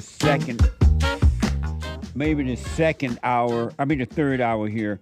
888-775-3773. There's one line open. The Hake report is coming up at 9 a.m. this morning. TheHakeReport.com from 9 to 11 a.m. Pacific time. The guy with the good hair. And then at 11 a.m., the Joy of Friday TV. You be like, Joy of Friday TV at 11 a.m. and at 12 noon, the American Anchor Baby. The American Anchor Baby at 12 noon. All right? We have the best counseling service on this side of heaven. So if you need counseling, go to rebuildingaman.com. rebuildingaman.com or call 800-411-2663, 800-411-BOND, either by phone, Skype, or walk-in counseling. All right? And be a little patient because we are like totally booked. But if anyone change their counseling appointment or anything like that, we'll let you know. All right? 888-775-3773. Let me go to Steve out of Illinois. Steve, welcome to the show. You're on the air. Hey Jesse, what's going on? I'm gonna switch to the phone in a second. I just got in from outside. Hold on. All right, you there? Yes. Hey, good morning, Jesse. Hey, Steve. All right, so I just wanted to answer the biblical question. That's all. Why does God allow the devil to attack you? I believe it's to show His grace and everything, and I just believe that's the answer. That's God allowed to show His grace. Yes, sir. What do you mean by that? Like the grace of God, like His ease in believing in Him, and His like the comfort that it provides for the person. It's like an assurance, you know. That's why I believe that any attack that comes from any devil of any sort, I believe, it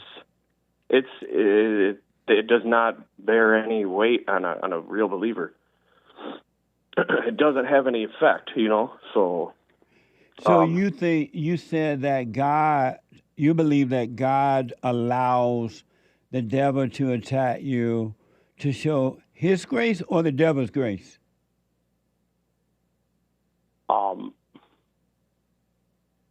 No, to show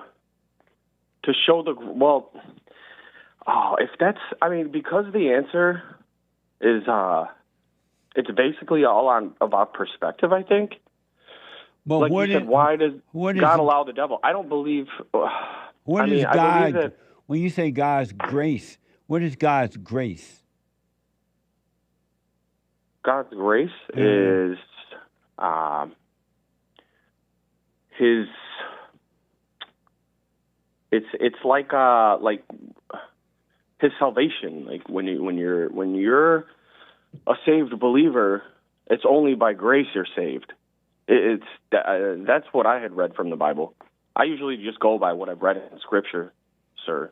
Right. I understand that. And what is His grace? His grace is sufficient for me. Right, absolutely, sir. Yes. But Sing what on, is dude. His? Yes, sir. What is His grace? I believe His grace is. It's like it's the eraser in our life. It's the. It's like the. His eraser. Eraser. What's that? Eraser. Yeah. What's that?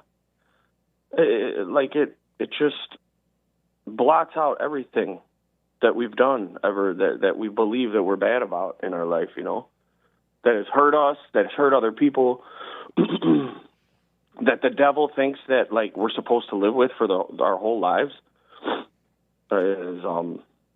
is the grace of God, which is like, it's something that's unearned. We don't earn that. We don't work for it. We don't barely believe for it.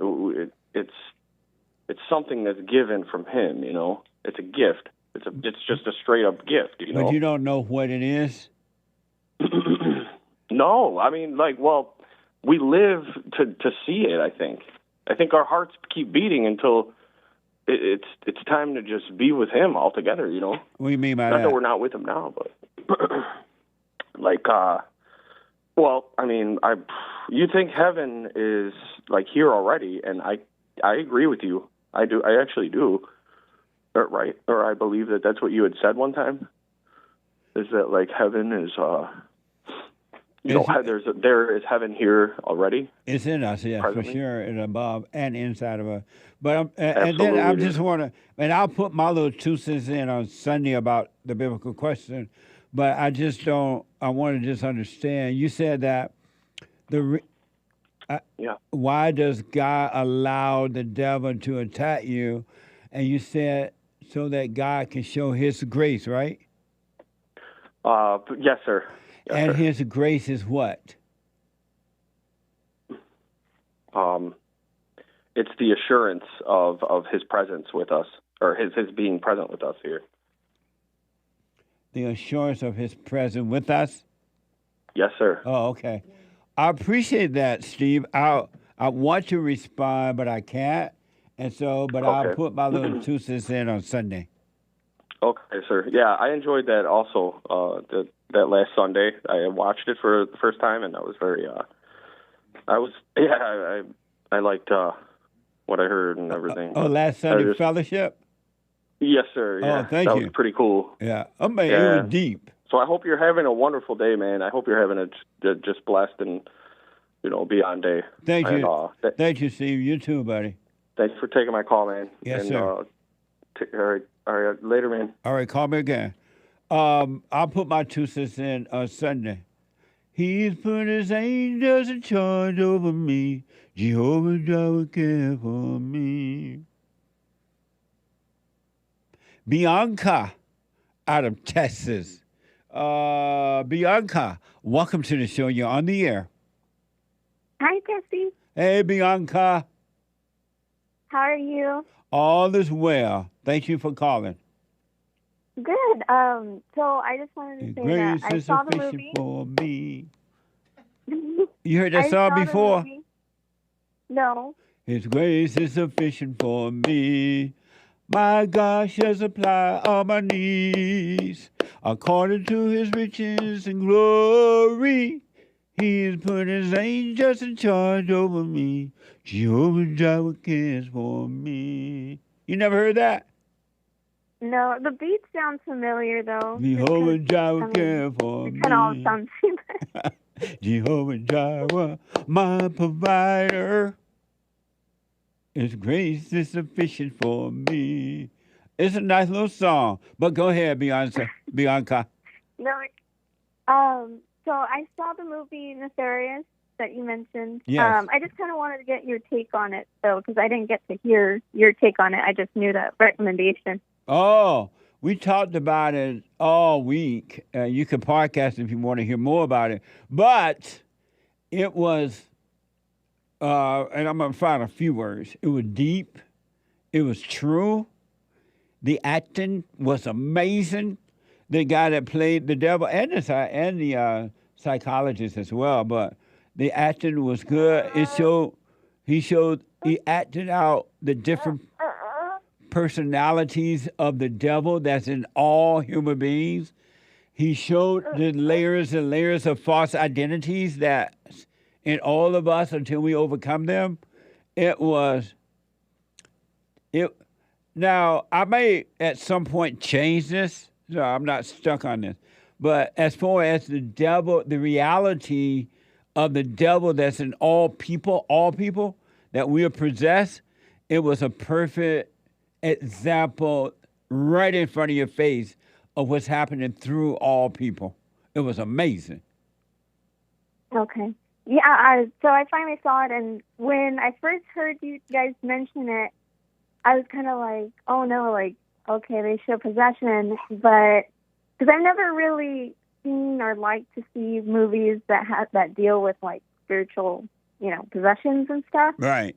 And so I did have the thought, and I was aware of it, that like, oh man, like, am I gonna like it, or just kind of be okay watching it? And once I watched it, I didn't even think about when I was pressing play. I just played it. But I was like, man, that was a thought, like probably stopping me from, watching it and actually seeing it. But it reminded me a lot of, I'm not sure if you've heard it. It's called Outwitting the Devil by Napoleon Hill. Outliving the Devil? Or Outwitting the Devil. Outwitting. No, I'm not. And it's basically a conversation between Napoleon Hill and, Satan, and basically him telling him, what their plans are, like what his plans are, and who he is and what he does in the society to us humans. Oh, okay. So what did you think about the movie? Well, it reminded me of that, and I mean, overall, I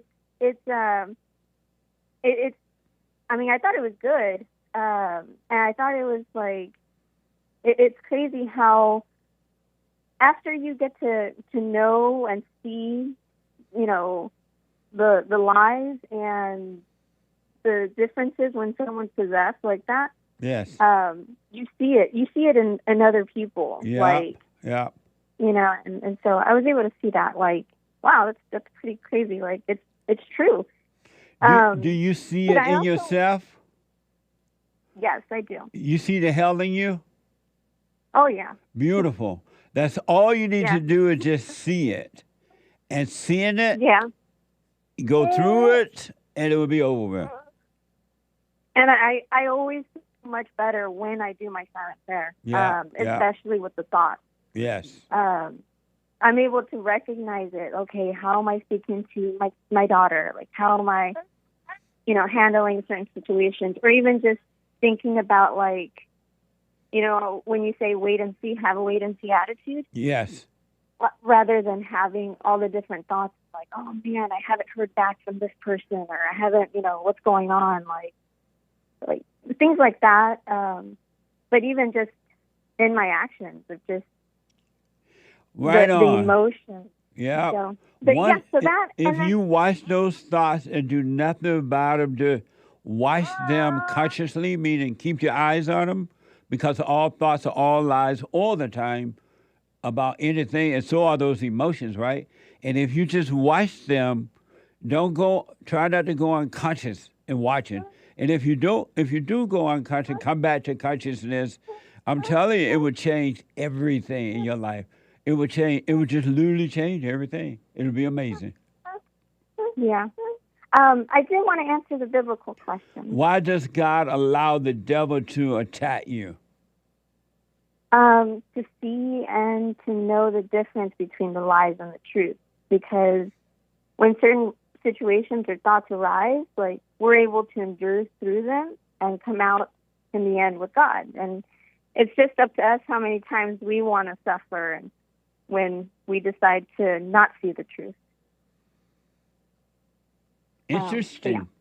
I want to respond to that, but I'm going to have to wait until Sunday. Yeah. One other question, Jesse, before you go. Are you going to have any more events this year? Like, we're in Texas, and so last time we got to see you was back in, I don't know, maybe a few years ago. Yeah. In Orlando, and so my husband kind of refuses to go to California.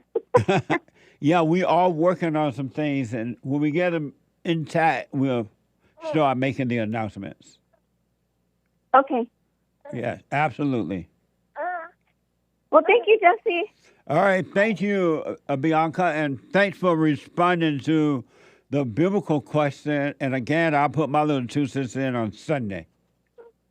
Okay, sounds good. Tell the baby hi. I will. Tell the baby I said, what's the...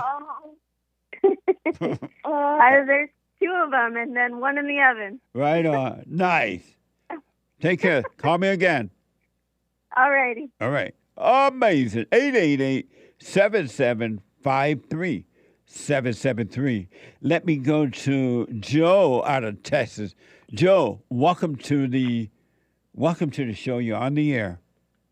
Hey, Jesse. How are you? All is well, Joe.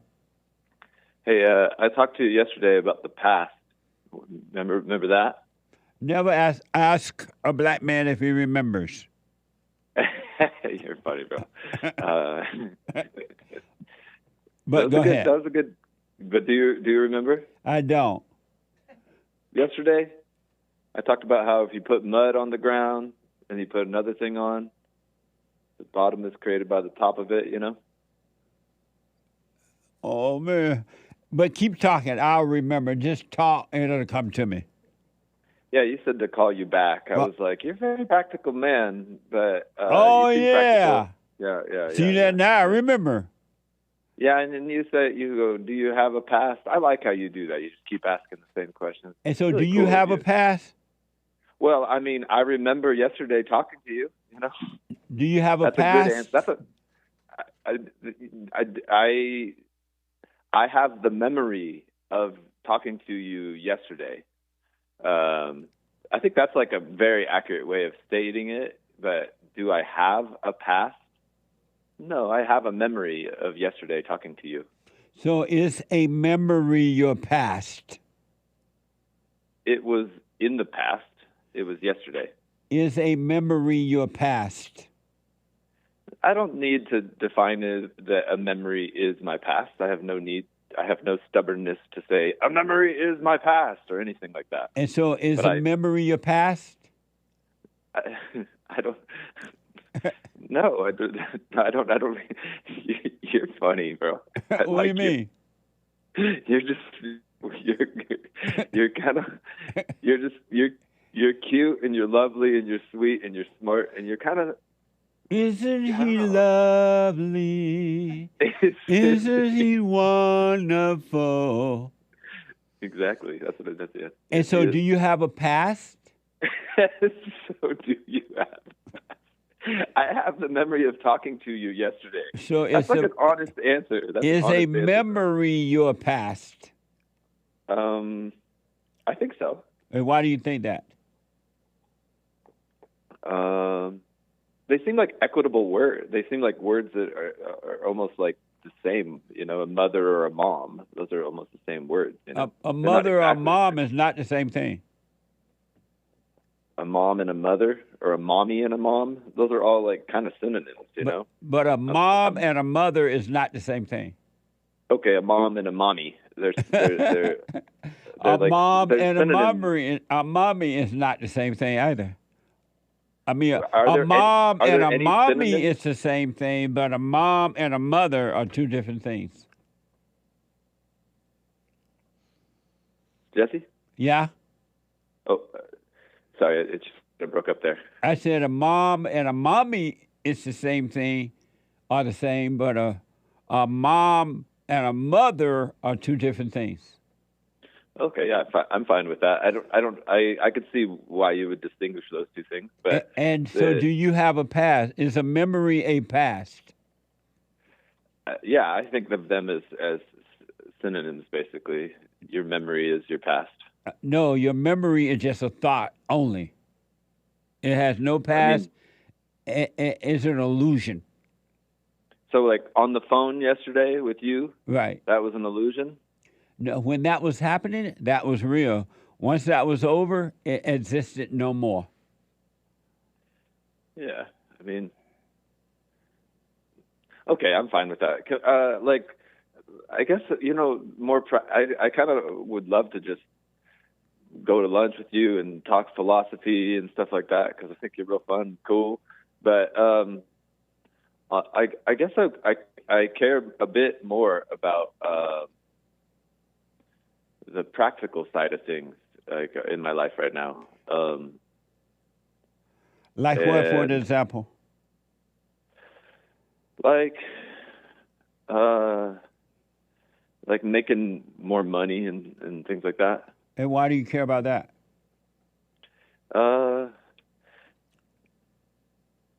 Because I believe I am responsible for, I help out people. I'm a body worker. I do body work. And I can help out people with, I have pain relief, stress relief, agility and mobility, things like that. And I can help out others with the services and skills that I've learned. But you can't do that without making more money? Well, I can do that without making more money. How much money would be enough for you? I don't know. I haven't made very much money in my life, actually. And how are you doing? How am I doing? Are you well without having to make a lot of money? I'm okay. I do the silent prayer, and I recognize that I don't need anything or something like that. And sometimes I know I don't, like, maybe you're like me. I don't know. Like, sometimes I don't really know if I believe in the world at all, but I actually know I also do believe, I know that you're into the Bible. I was into. I'm not into the Bible. What the? Okay. But this book, A Course in Miracles, I was into it, and it says. Oh man, with that female. What's that? That book with that female. It's not a female book. It's just a book. But it was written by a female, right? Marianne Williamson or something like that. No. Marianne Williamson read that book, but she didn't write it. Oh, I see. But how are you into practical things? Well, the book Course in Miracles says you really think you're in a body, and you really think you're in a society, and you really think you're in a situation. But you are in a body. You're not your body, but you're in the body. Well, the Course says a body. Hold on a minute. The Course is lying. Hold on. Okay. Can you hold? Go on. Yes, sir. All right, hold on, Joe. I'm going to get to everybody and their mama. I got to take a break. One more hour to go. Hake is coming in with the Hake news. Not the fake news, but the Hake news. And I'll be back. Steve, thank you for calling and thanks for holding. How have you been helped by the show? I'm going to tell you this. I believe you might go down in history as one of the greatest, if not the greatest, black man that ever lived on planet Earth, as far as I'm concerned. I don't know anybody before you that's been that great. Freeing the slaves is one thing, but you've been freeing people of their mind, which matters, it should be anyhow, to you more than anything else, because with the mind not being right, there ain't nothing else going to happen right anyway. If you can doubt every thought because you're not your thoughts, if you can doubt every thought, knowing that you're not your thoughts, you don't create them, they're not from God, that they're from the deceiver, the great deceiver, Satan. If you can doubt every thought, you can be free, just like that. At an instant. Bring every thought into captivity. It's so amazing.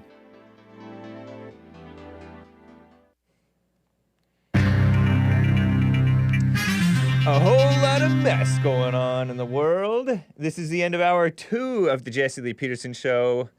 JLP will be right back for hour 3, Manhood Hour. It is Wednesday, February 7th, AD 2023.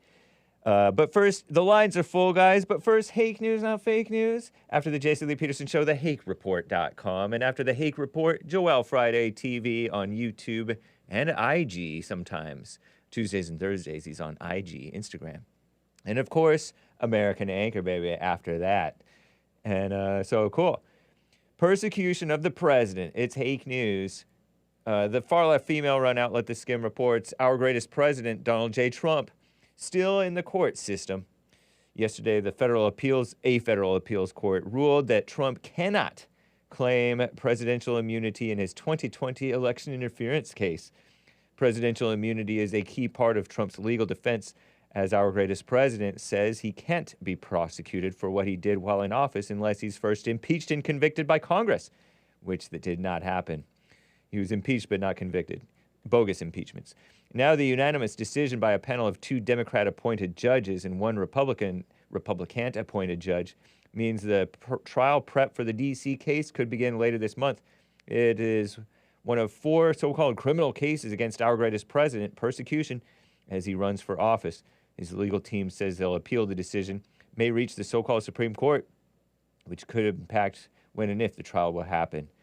Speaking of running for office, former UN ambassador and North Carolina or South Carolina so-called governor, South, I think, Nikki Haley lost the Nevada GOP primary to none of these candidates and option on the ballot. 63% voted of the Nevada voters voted none of these candidates, and Trump didn't run for that portion. He didn't participate in that primary. But he's doing, Nevada has primaries, which is non-binding, and they have caucuses, and Trump is participating in the Nevada's GOP caucuses tomorrow instead, which will award all of the state's 26 delegates. Crooked Joe Biden won yesterday's Democrat primary in the state of Nevada. Flu season is here, I guess they say, or something like that. After a few weeks of decline, some measures show that flu activity, according to CNN, Common Nonsense Network, is starting to pick up again in parts of the United States. Thanks for the heads up. A little late on that. During 1 week last month, more than 82,000 people visited emergency department were diagnosed with the flu, influenza. 8% bump compared to the prior week, per the scared woman-led unchristian CDC. Flu infections are growing in 4 states, Florida, New York, Oklahoma, and Texas. Likely growing in 5 others, Arkansas, Kentucky, North Carolina, Massachusetts, and South Carolina. So make sure you drink your water, get your sleep, get a little exercise, some sunshine if you can, and stay warm. Don't be eating so much candy and, eat right. Overall data shows 18 states in Washington, D.C., and keep your distance from the sick people.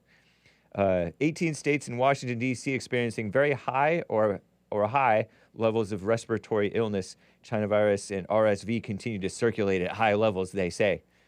Dairy recall, a listeria outbreak has been linked to recalled dairy products, including some popular Super Bowl snacks like queso fresco and sour cream. Gross.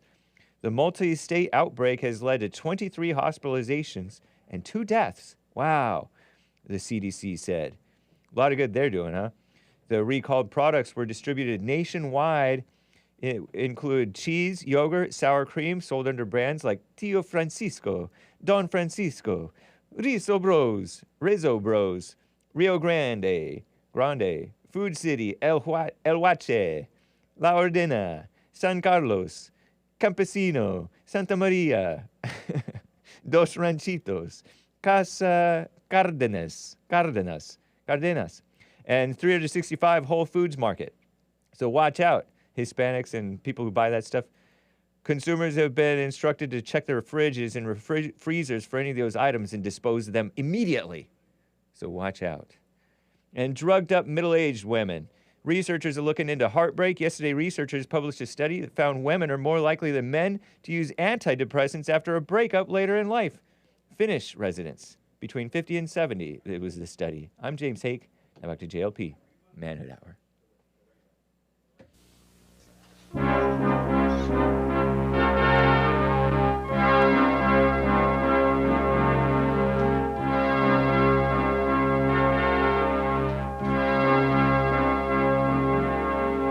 Somewhere in the world today, have to stand up strong, face the truth about themselves, to understand what went wrong. I know we can find a way. I know we can find a way. I know we can find a way to stand up, stand up, stand up.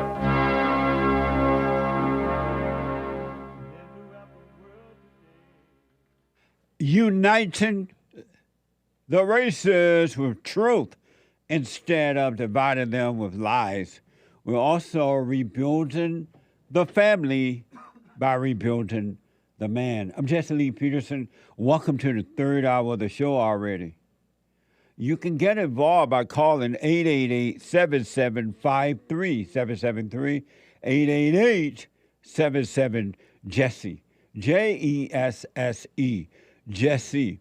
My biblical question for this week, the biblical question, why does God allow the devil to attack you? Why does God allows the devil to attack you? It's an amazing question. We have every way that you can watch and support the show listed on jesseleepeterson.com/show. jesseleepeterson.com/show. And you can listen to the show live as it is happening. If you're too busy to sit and watch it, you may be running from the FBI. You may be round up in that roundup they did in New York. You may be beating up the cops in New York. You may be doing a smash and grab right now. You may be using fentanyl.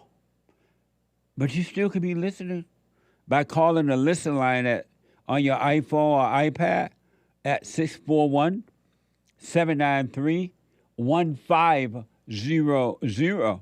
That's 641-793-1500. Follow us on social media, like, ring the bell, subscribe, and blah, blah, blah. JLP Talk on X and Jesse Lee Peterson on Instagram. And to donate and have your comments read out loud, go to buymeacoffee.com/JLP Talk or rebuildingtheman.com or Bond JLP on Cash App.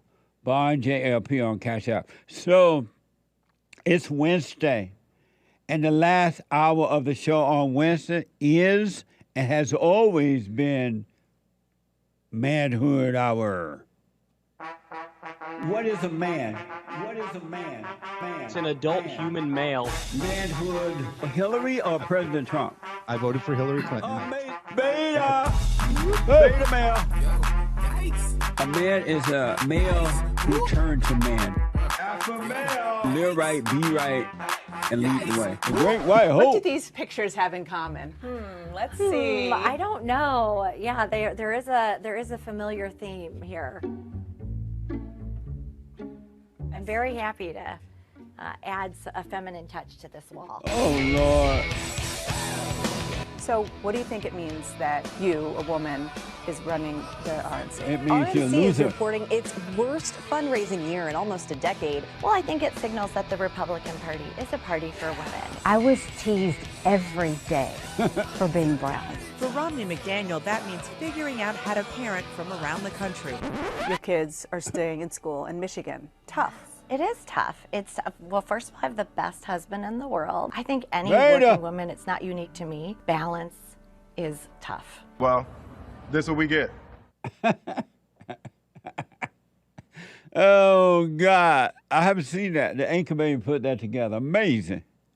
What a mess. Go home, Ronna, McDaniel, and raise the babies. You're not supposed to be in D.C. and have children at home and a husband, too. What the?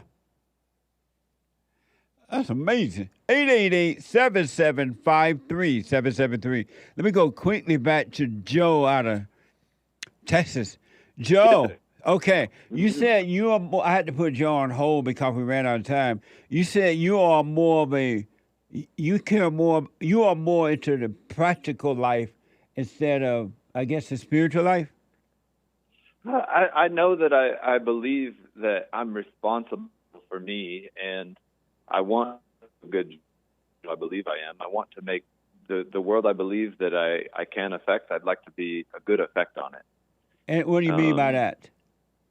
I mean, I'd like to give my character Joey a good time and help out those around him, and possibly his whole species in some way. All of us humans.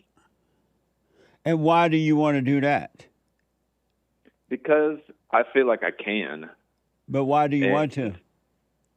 Well, I mean, otherwise, it's like to me, the other option is like suicide or something like that. Like, you know. Well, when you're trying to do the things you just said, you are committing suicide. When I'm trying to help out my character to have a good time and the people around him to feel better and stuff like that, I am Right. committing suicide. You're committing How so? suicide, and you're causing others to commit suicide because there's nothing you can do, period. How so? There's nothing you can do. What are you doing? No can do. But I mean, you're doing stuff to try to help out the world, aren't you? With this Not idea at of all. COVID? Not one iota.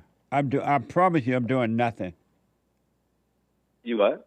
I'm not doing anything to try to help the world out. You can't help the world Well, what out. are you? I Well, can't even help myself. How can I help the world? Well, I don't know. Like, why support? I know that you support Trump instead of Biden because you think he's better for the world or something like that, right? I support Is the that Great right? White Hope because we are hiring him to do a job for us, and so he's like an employee. Yeah, and you want him to do a good job and not the bad job and mess things up. Right, but that's not helping the world. Well, okay, I want to do a good job, and I don't want to help the world. It seems like nitpicking kind of words, honestly. What do you I don't mean? really see that.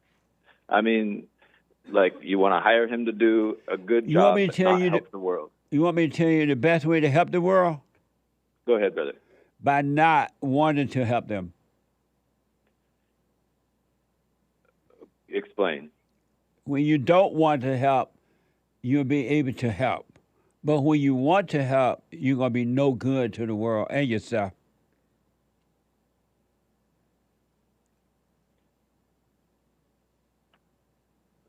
Can you explain more? No. Okay. Well, What do you think okay, about that's fine. that? Hey, I guess in some abstract way I can understand what you're saying. What do you understand about it?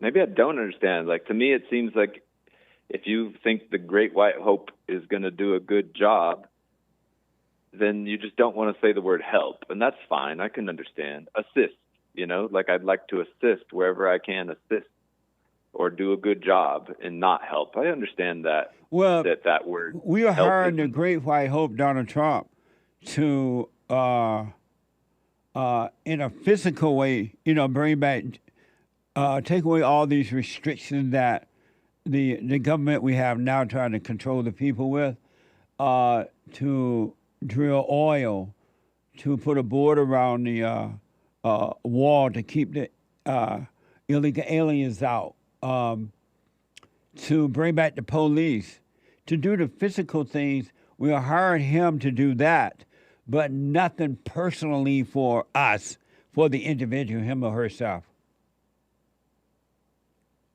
I mean, I think we would want to pick the politician that we think would assist our nation to not go to hell and instead to get better. It's like hiring an employee. You hire a person. You hire that person to help your company work. You know what I mean? Yeah. Like That's and so we hired the Great White Hope. I don't really see, except for like kind of jokingly, I don't see how you're at all disagreeing with me personally. I don't.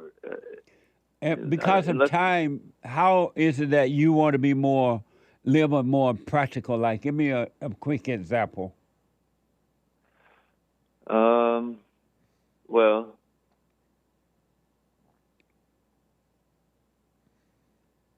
like practically speaking, I believe that I am a body being and that I have relationships with people, and I want to be able to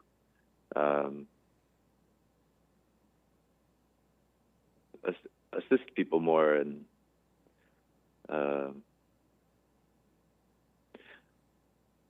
I don't know, actually, man. I don't know. Hey, I do want to say this about race. What is a body being? Then I'll let you mention that. Then I have to run. But you saying you're more of a body being. What does that mean? I mean, like Joey, he's a body, and he sees that so many bodies in the world are kind of beat up by like the flat floor world, that I feel like us as bodies, maybe we are like spirits or souls or something too, but like as bodies, we're not really meant to be like sitting in chairs and on phones and on computers. Oh, I see what you're saying. You mean you're supposed to exercise the body to keep it healthy, but you're not a body. You do know that, right? I know that there's a part of me that is a body. I believe there's no part of you as a body. Well, there is a body. I know that. But and it's like, not you, though. It's just a house that you live in. I'm responsible for taking care of it. I got to wipe its butt. I got to feed it.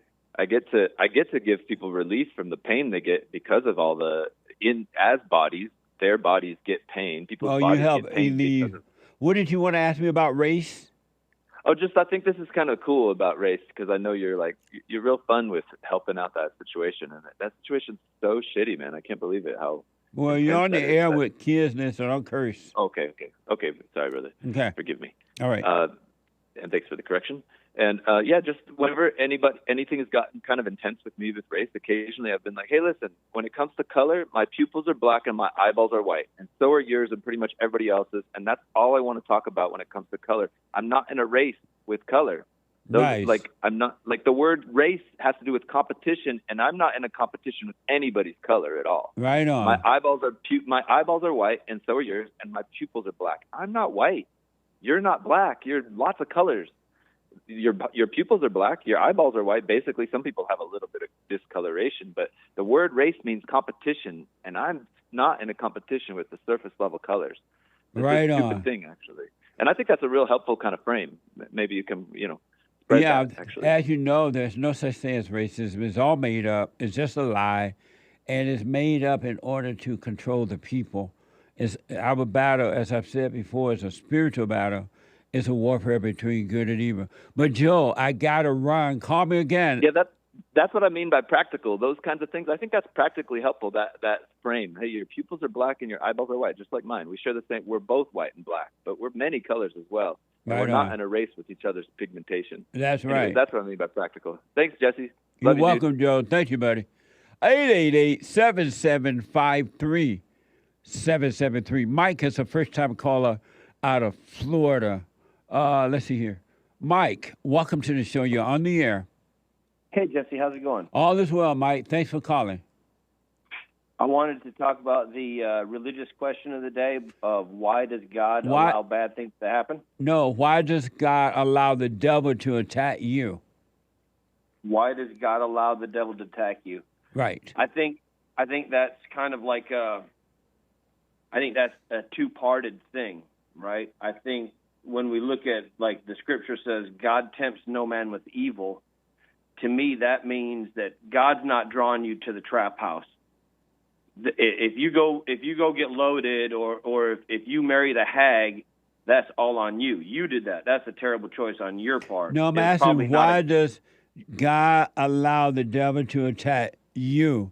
Let's go. Your name is Mike. Why does God allow the devil to attack Mike?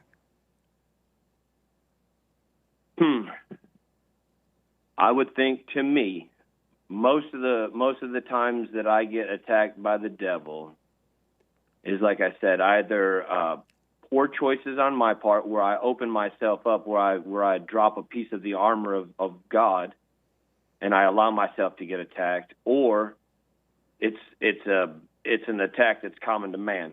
You know, like if you looked at Job, I mean, he didn't do anything wrong. The devil did to him everything that could possibly be done common to man. They took his family, took all his money. That could happen to all of us. That's not a poor choice on anybody's part.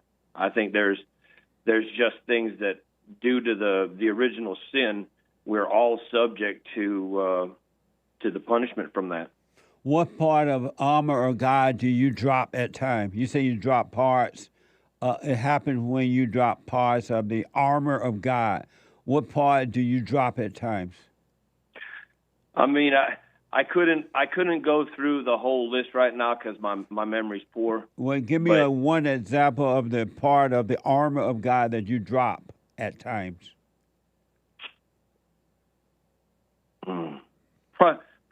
Probably all of it. I mean, if I turn tail and run, I mean, I've probably dropped all of it. You know what I mean? I mean, what is the armor of God? It's what protects you from the avails or the darts of the devil. I mean, what is that? I mean, the darts of the devil? No, what is the armor of God that protects you from the darts of the devil? The armor? Yeah, you said that you drop. Well, I mean, the Word of God probably is the number one thing. If I would stay in the Word of God and stay more towards that, and stay away from people that I, bad influences, and there again, it's my choice. So you're saying the Word of God is the armor of God? It's part of it, isn't it?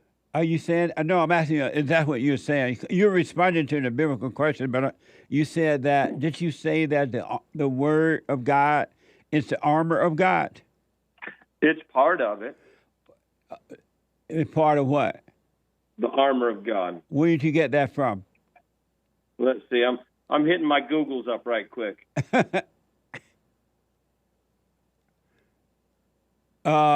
You have to do that on Bible Thumper Thursday? Ephesians 6:10 through 18. What it says? It's finally be strong in the Lord and in his mighty power. Put on the full armor of God so that you may take your stand against the devil's schemes. For our struggle is not against flesh and blood, but against rulers, against authorities, against powers of darkness, and against spiritual forces of evil and in heavenly realms. Therefore, put on the full armor of God so that when the day of evil comes, you may be able to stand your ground. And after you have done everything to stand firm again, with the belt of truth buckled around your waist, the breastplate of righteousness in place, and your feet girded. Hold on. And your feet fitted with the readiness that comes from the gospel of peace. In addition to all this, take up the shield of faith, which you can extinguish all flaming arrows of the evil one. So what is the armor of God, though?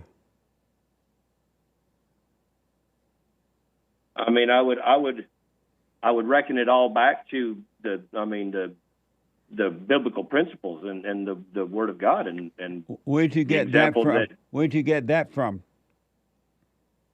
Just from what I just read. But that did not say that it was the armor of God. It just told you what to do because this is what's going to happen. But it didn't say this is the armor of God. Where'd you get the idea? Then I got to run because I got so many calls, but and I know you were responding to the question. But how did you get from that to that was the armor of God?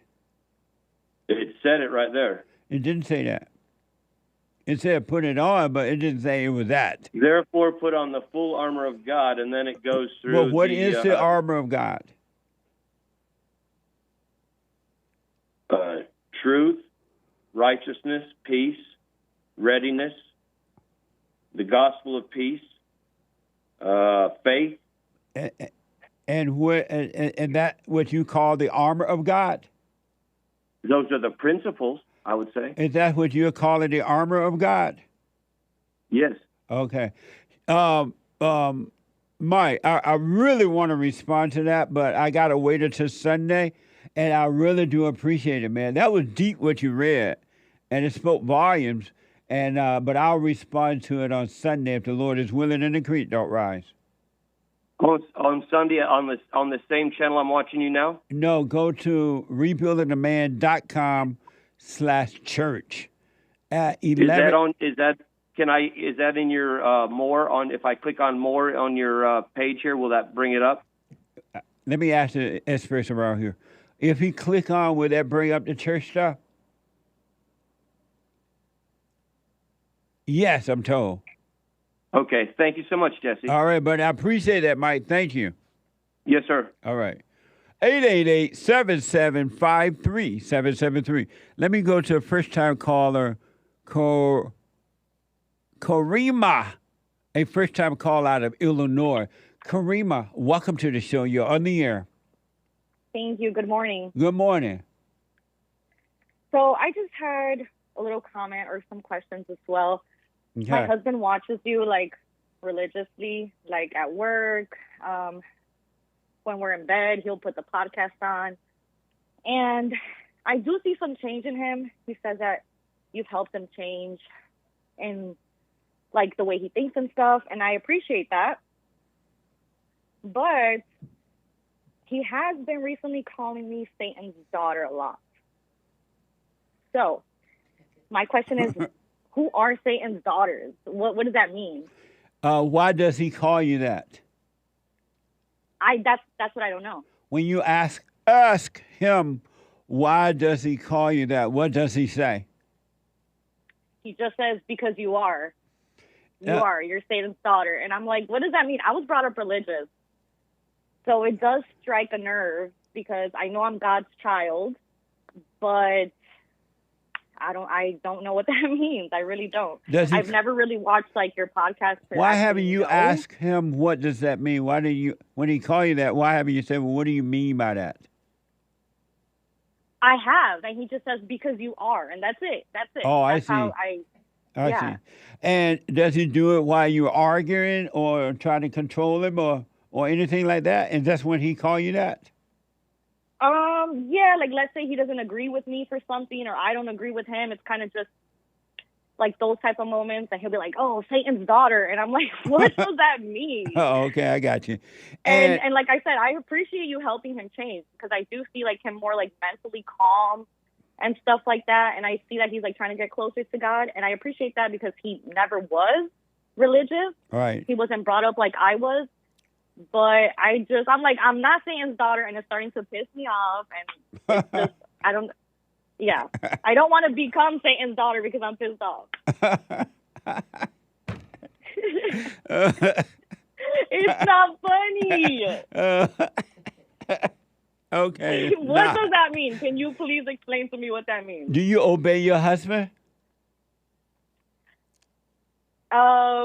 Yes, I would say I do. Do you obey your husband? Yes. You do? Yes. Why you don't sound like you? Tell me the truth. I do. I really do. I try.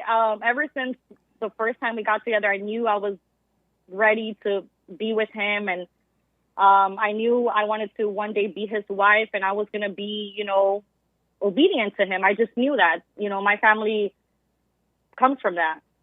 Okay. Like respect your husband, obey your husband. I don't mind doing that stuff. So when you guys argue, without being all personal, what do you argue about? Well, we're married, so we kind of just argue about random things. Just sometimes things that don't even need an argument. I guess just disagreements with maybe even just like how we parent our children or whatever, just small stuff like that. Oh, I see. Do you have anger? Mm-hmm. Yes. You have anger. And you said you're a Christian, right? You're a child of God? Right.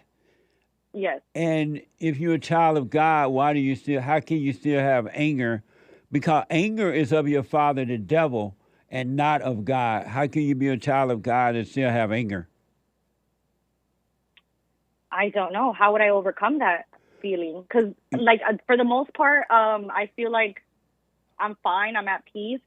But if, something were to, strike a nerve, I do feel like I kind of just, jump on my body really quickly and just kind of go off. Right. And that's what he's talking about when he says Satan is your God or whatever he say. Yeah. Because what happened was, long story short, is that, remember when Eve listened to the devil and the devil became her God?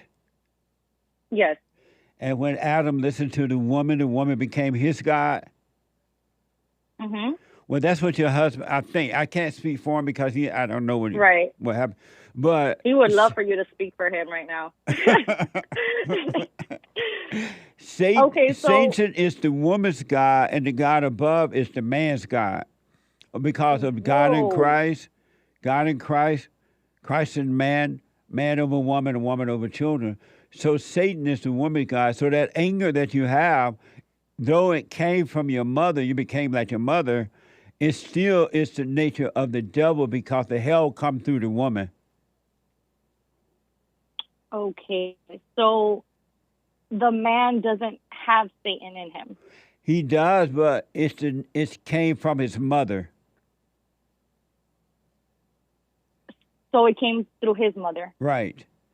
The woman has it too, but it came through her mother, and because the gates of hell come through the woman, because the woman is, as I said, is Satan is the god of the woman.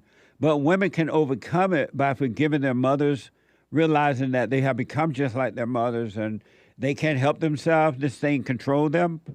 And you know how sometimes you just get ticked off, you don't want to, as you said earlier. But that's your mother. That hell came through your mother. And you need to forgive your mother for turning you away from your father and imposing her will on you. And it made you angry as a kid. And the moment you became angry, you became like your mother. You took on the hell entered into your imagination, into your thoughts, and you became emotional just like your mama. I'm actually been getting called emotional as well. Thank you for reminding me. Yeah, you're just like your mama because of the hell that's in you. Every time I say something, he'll be like, "You're emotional." I'm like, "Oh my gosh." You're Jason Lee right now. He wants everything about you. He's like quoting you on right now. Is like he these days. when he tell you that you're emotional? Is he right at the time that he says it? Well, in my opinion, I feel like he's emotional at the time. Is he right when he says that you are emotional? When he said that about you? Yes, but I feel like it's also fair to say that we're both emotional. And do you acknowledge that he's right when he tell you that? Yes, but I also feel like maybe he's trying to get me to the point where I am emotional. But if it wasn't in you, he couldn't get you to that point because it would not be in you. Would it be fair for me to call him Satan's son? How would that help you by calling him a name rather than facing what's wrong with you? When he is acting that way, but like how he does to me.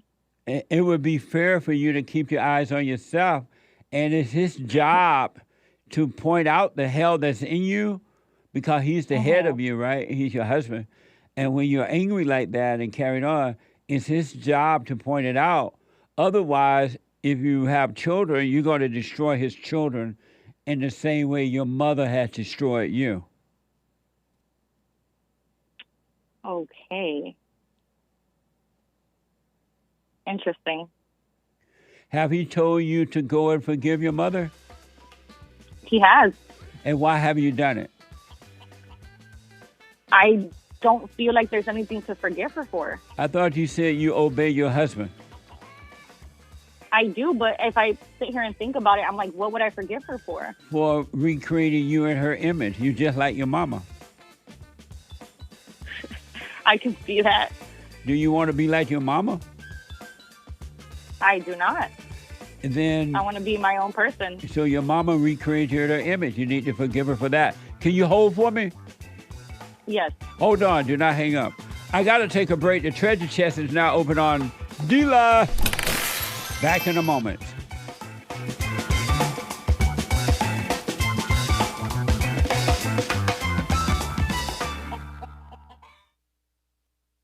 Check out my book, For Raised to Responsibility. I show you how I was able to overcome anger. the spirit of anger was taken away from me. I had it. And as a result of having anger, I was insecure. I had doubt, worry, fear. I was in a fallen state and didn't know it. And it wasn't until I went and forgave my mother, who tried to turn me away from my father. I forgave my father for not being there and returned back to him. My spirit connected with his spirit, and through him, I was able to return to God. And I have perfect peace. Perfect love casts out anger. And when anger is gone, fear and doubt, worry, insecurity, suicidal thoughts, all of that is gone, and you are free. Amazon.com, Barnes & Noble, or if you want an autographed copy, you can go to my website at rebuildingtheman.com or call 800-411-BOND.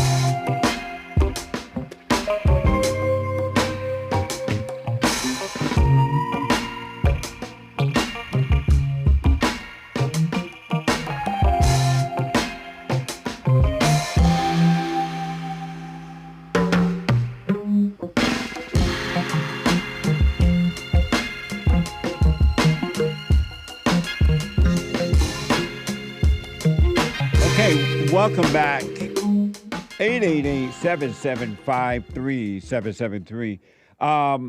The Hake Report is coming up at the top of this hour at 9 a.m. Pacific time.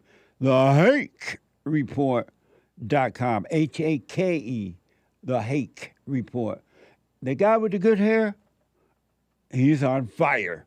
And then Joel Friday, he black. Joel Friday, he black. At 11 a.m. Pacific time, and after Joel Friday, the American Anchor Baby, a genius, by the way. We have two geniuses in our office. And you can tell, too.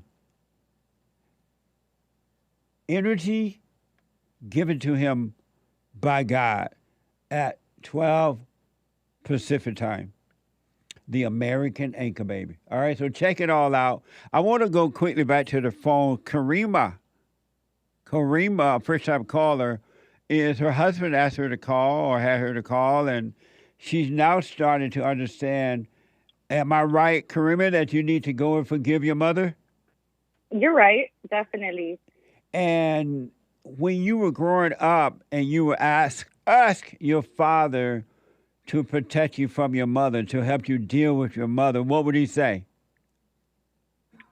I didn't have a father. Oh, you were born without a father? I was. So your mother got pregnant by God? Her name is Mary. That's a good one. I like that. No, I left her while she was pregnant. What?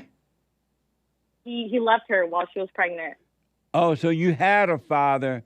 He just left Yes, your mother I had a before you were father. born? Yeah, Do you know who he is?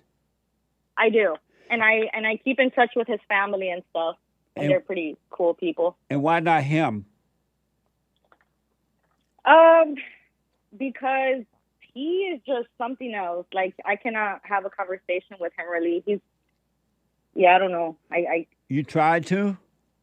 I tried to, yeah. I tried to growing up and all, everything. I tried to call him and stuff. And, he wouldn't take the calls until, like, later in life when I was an adult. And at that point, I was kind of like, I already had my own children, and I just really didn't feel like there was any need to really talk anymore.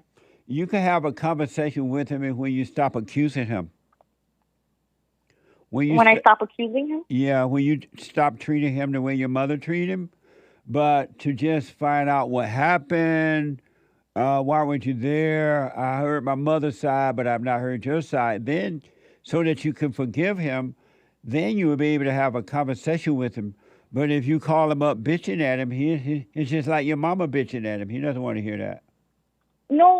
I definitely don't bitch at him. I definitely have tried to speak to him on a level of, like, I just kind of want to get to know him because I didn't. But, like I'm saying, as a child, I definitely tried to reach out and ask him those important questions, like what happened between you guys, because I definitely would blame my mother.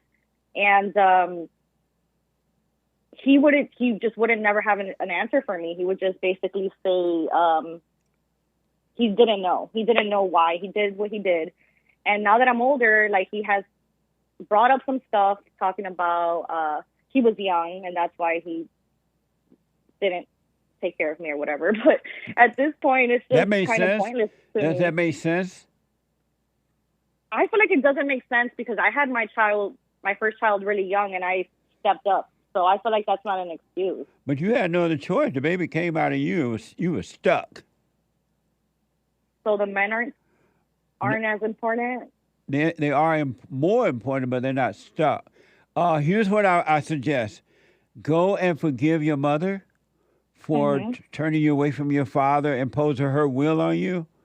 And then other little things, and then I want you to call your father up and forgive him. Just say, hey, I'm sorry for resenting you. But the thing is that my mom would speak positive about him.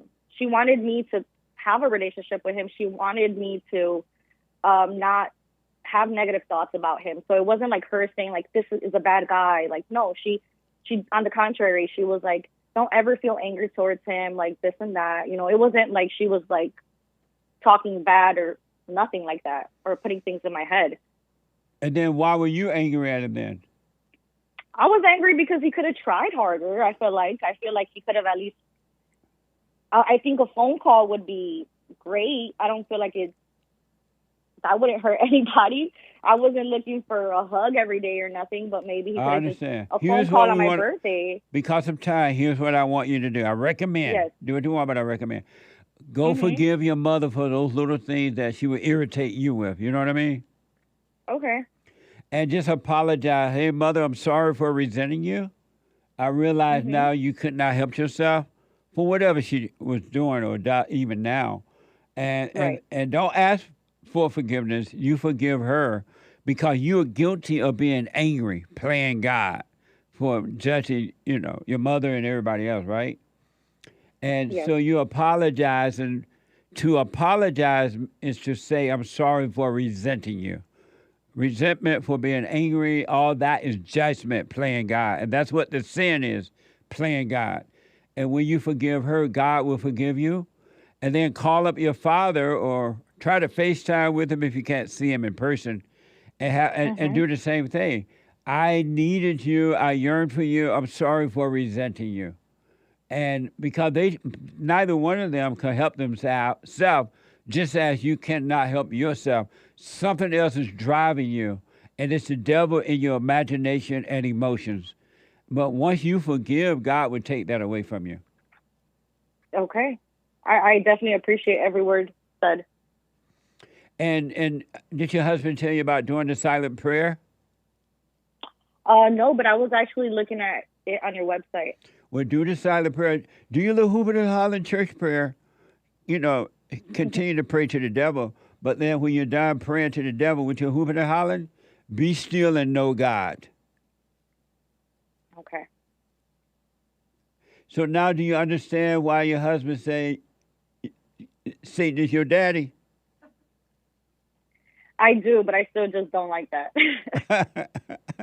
I still don't like to hear that. Why not?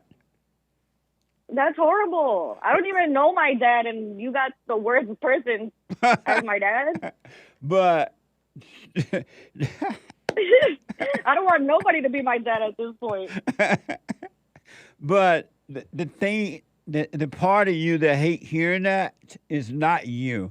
That is the devil in you that doesn't want to hear it because he doesn't want you to know that he is your God. He is your daddy.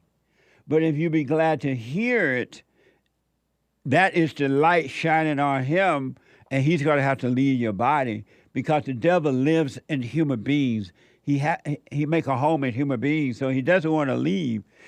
But if you be glad to hear it, realizing that it's not you that's feeling the pain of hearing it, you can overcome it.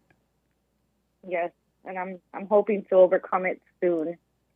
If you forgive your mother and your father, God will forgive you. He'll change your heart, and then he'll destroy the not you. You're not your thoughts. You're not your feelings. You're not all those emotions. They are evil. And so he will take that away from you as well. Okay. Let me know how it goes. Okay, I definitely will. Maybe I'll have my husband on the line next. And tell your husband I said amazing. Oh my gosh, my kids say amazing. that now. My kids say that all day. Amazing.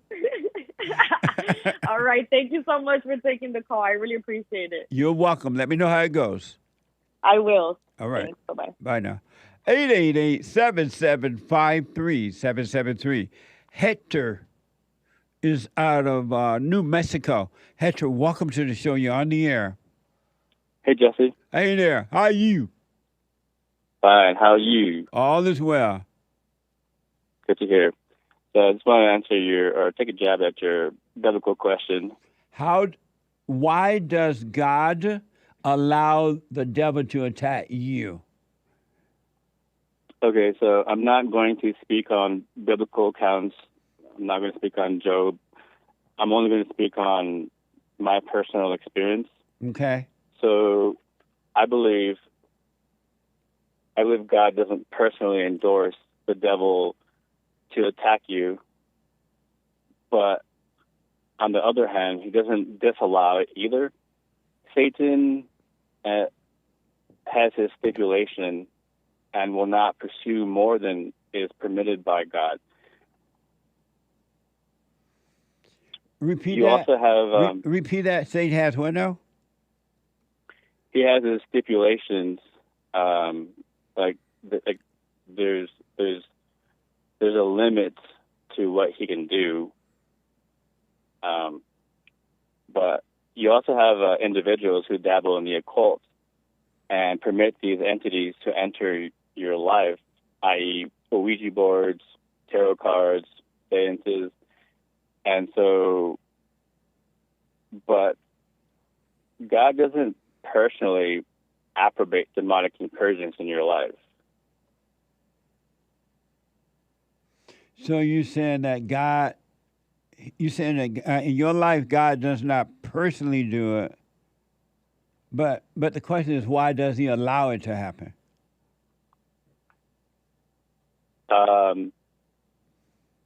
He doesn't allow the Satan to run amok in your life. I guess people think that God likes to occasionally test people because they think they're like special and the chosen ones or something, but he doesn't allow the devil to. He doesn't personally authorize the devil to attack you. So when you're being attacked by the devil, why does he allow that to happen? Like when you were attacked today, why did he allow that to happen?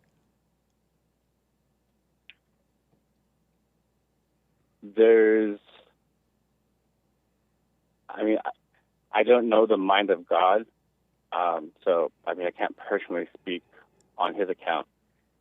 I'm sure there's a reason why he allows it to happen if it does happen. But I do know that God is good. Like everything he does is good. You said God is good? Yes. Oh Lord, you are good, and your mercy endures forever. Oh Lord, you are good, and forever your mercy endures. Amazing. Are you familiar with that song? I would have to say that was before my time. Well, so you're saying that, and then I got to run, but you're saying that God does not allow it, right? I don't know if he does or doesn't. Oh, okay. But real quick, there's something that I think that is of relevance to your biblical question. Okay. And it was written by the English composer Henry Purcell. He said, "Man is," it goes, okay, hold up. "Man that is born of woman hath but a short time to live, and is full of misery. He cometh up and is cut down like a flower. He fleeth as it were a shadow, and never continueth in one stay." Amazing. That's interesting, Hector. But that's all I wanted to say. Yeah. Well, I appreciate, man. I want to respond more, but I can't until Sunday. But thank you for your input on that. I appreciate it. Yeah, take care. All right, buddy. Super chat. Super chat. Super. There's one line open. 888-77 Jesse. Stephen from Rotterdam, the Netherlands, bought a coffee. The real you. This might be an answer to the biblical question. Why does God allow the devil to attack you? Although he doesn't say himself. The real you has never been attacked, he says. You are only attacked as much as you identify with the ego, the not you.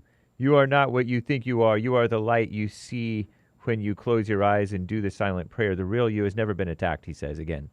Thank you for responding. I appreciate that. And I'll put my little 2 cents in on Sunday. Thank you. JV the Great bought 3 coffees for the biblical question. Why does God allow the devil to attack you? I don't believe that God allows the devil to attack me. The devil doesn't have the power to attack us, but he can manipulate us to attack ourselves and give him the credit for it. However, like you preach, once we're in the present and conscious state of being, the devil cannot fool nor trick us to attack ourselves. Amazing. Thank you. I'll put my 2 cents in on Sunday. Over on twitch.tv. You got to know how to twitch. /JLP Talk. Or is this is actually kick.com/Jesse Lee Peterson. Right on. KICK. In response to the biblical question, why does the devil allow allow the devil to attack you? Right. The Ice Cold Wolf says free will. Amazing. Thank you. I'll put my 2 cents in on Sunday. Amazing. JV the Great bought another coffee. Apologies for the spoiler, but Nefarious was a good recommendation. Jesse, how do you feel about the, spoiler alert, scene where the devil's demon said, "My master understood by endowing us with a will that we have the right to self-determination, and by giving us a will and its desires of our own, we're entitled to be free, whereas the enemy insisted that by creating us, he was entitled to eternal gratitude, worship, and forced servitude. In a word, James, slavery to his will." Amazing. Thank you. Nice. That's why you won't have to watch the movie. I know. He asked you how you feel about that scene. Interesting. It was very interesting. C bought another coffee. Jesse, you noticed too many El Mexicanos keep having babies after babies on our tax dollars, claiming they are single parents when they have a man in the house with a check, while American people raising dogs and aborting their baby? We need to get more white people to cross the borders illegally and have white babies. Indeed. We never hear about white people crossing the border. Do they stop the white people? Apparently. Amazing. Or the whites are too honest to do it. Okay. No Fear, Just Faith bought a coffee. Answer to the B question. Why does God allow the devil to attack you? I believe God allows Satan to attack me so that my faith and trust in God will grow stronger. It's a Psalm 119 verse 71 kind of thing. Oh yeah, that one. I don't actually know it offhand. Much like the trainer at the gym will keep adding weight and resistance to my exercise program in order to make me stronger and more physically fit, remember, God only allows Satan to attack those who have returned to their father God, like Job. Satan doesn't need permission from God to torture those in a fallen state. They're already in a hell of their own making. What doesn't kill you makes you stronger. Stand a little taller. Doesn't mean I'm lonely when I'm alone. When I'm alone. Thank you. Thinking Out Loud bought a coffee. How can I snooze and miss a JLP moment? It's just too important. Nobody do body like you. Ask Joel for the reference. He black. He black. Thank you. Dual bodies. Thank you. Joe bought a coffee. In the credits at the end of the movie Revolver, one guy says that the ego created the devil to have something to blame. Does that mean there is no devil? Oh, there is a devil, and he dwells in human beings.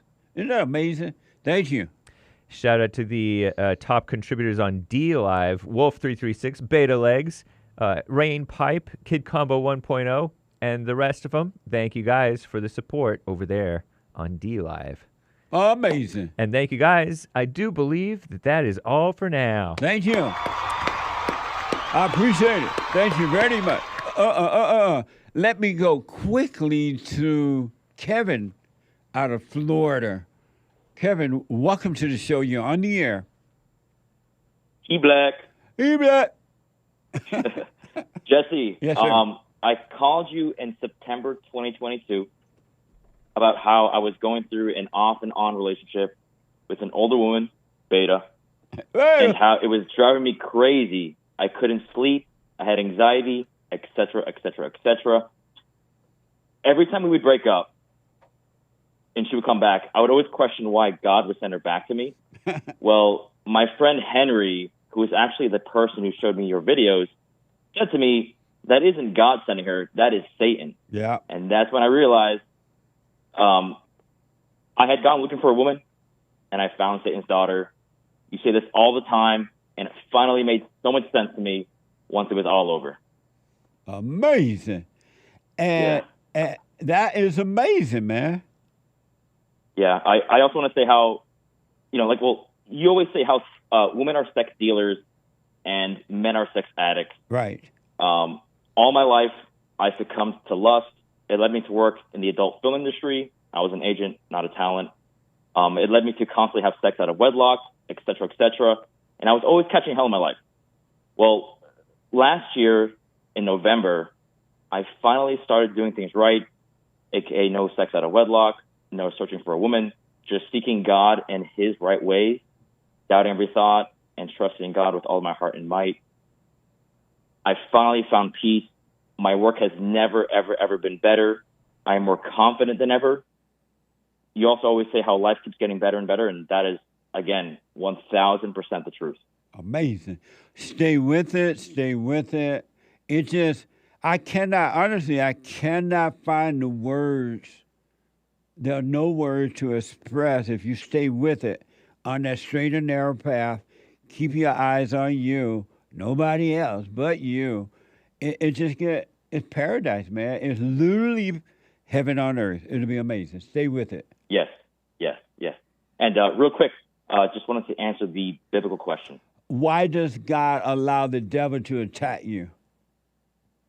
So I think that life is both a lesson and a test, and God has all the answers.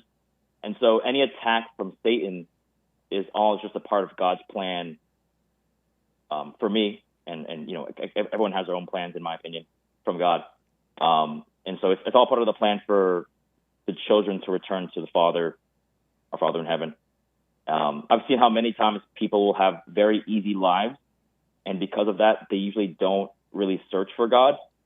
I've seen a huge difference between people who came to God through hardship, quote unquote hardship, versus those who just profess to be Christian because they were born into it. Amazing.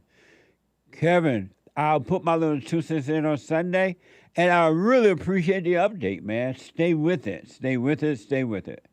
Of course. I love you, man. You've changed my life. I love you. You too, buddy. Absolutely. God bless you. Call me again. God bless. All right. Amazing. Stay with it, folks, men and women. Deontay is out of Florida.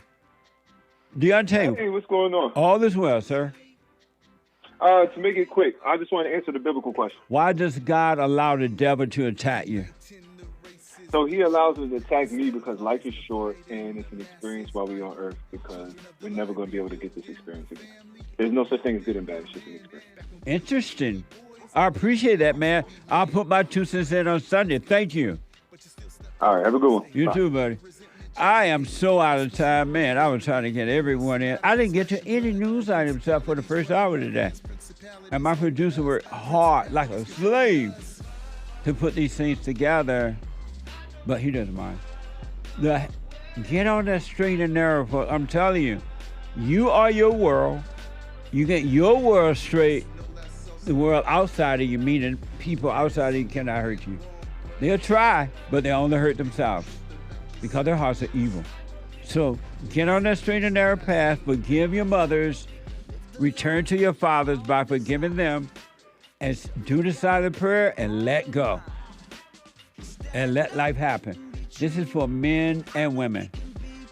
You're possessed in the mind and emotions.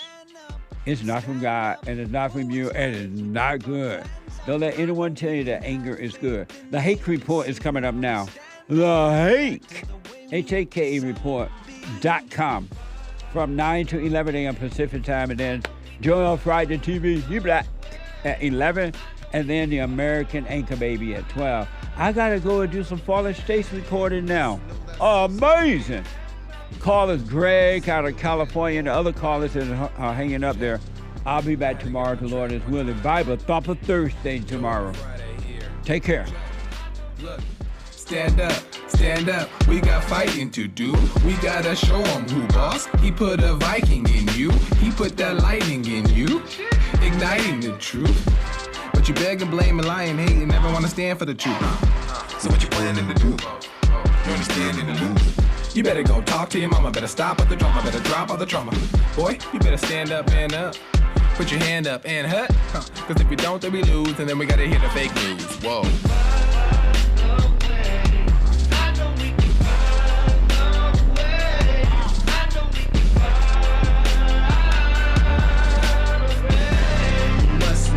So you get something went wrong, but face the truth about yourself and just seek first God's kingdom, cause you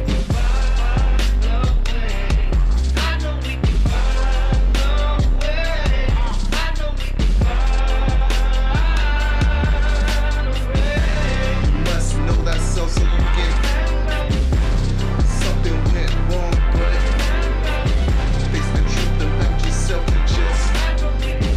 just seek first God's kingdom, cause I know we can find a way. I know we can find a way.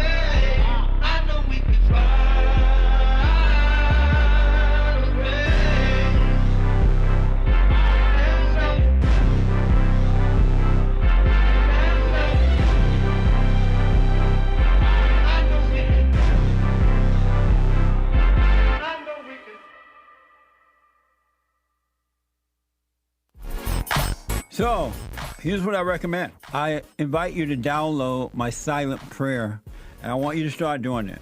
You just download it, get the points of how to do it, and then after a while, you just do it on your own. It's going to point you in the right direction that your life will be returned to you from God. He will give you your life back, because anyone and all people who has anger, they're not themselves. You are the person that you are angry at. That's why it's so important to get to know yourself so that you can see who you're angry at. And if you're doing the hooping and hollering prayers and things like that, some people get up, oh, praise the Lord, hoop and holler, bless my mama, bless my daddy. Continue to do it. Do both. You will see if you want to stay with the hooping and hollering or do you want to be still and know God. So my gift to you, no charge, at rebuildingtheman.com/church.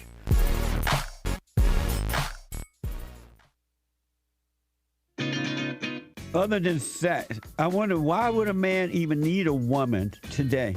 Women don't know how to cook. They don't know how to clean. They're in competition with men. They don't want to be wives and mothers. Some want to get married, but they don't want to live in that proper position of life. Because the only purpose of marriage is to have a family. And that's been known forever. And so if you don't want to have children, there is no need to get married. And so I was wondering, why would a man even get married today? I never thought I'd see the day when women would come out of her natural role and be like a man. Even though she hate that role. When she was with a man that's weak, she hate him. But if he try to be strong, she'll stop it. I never imagined that. You're seeing good destroyed and abnormal is presented as normal.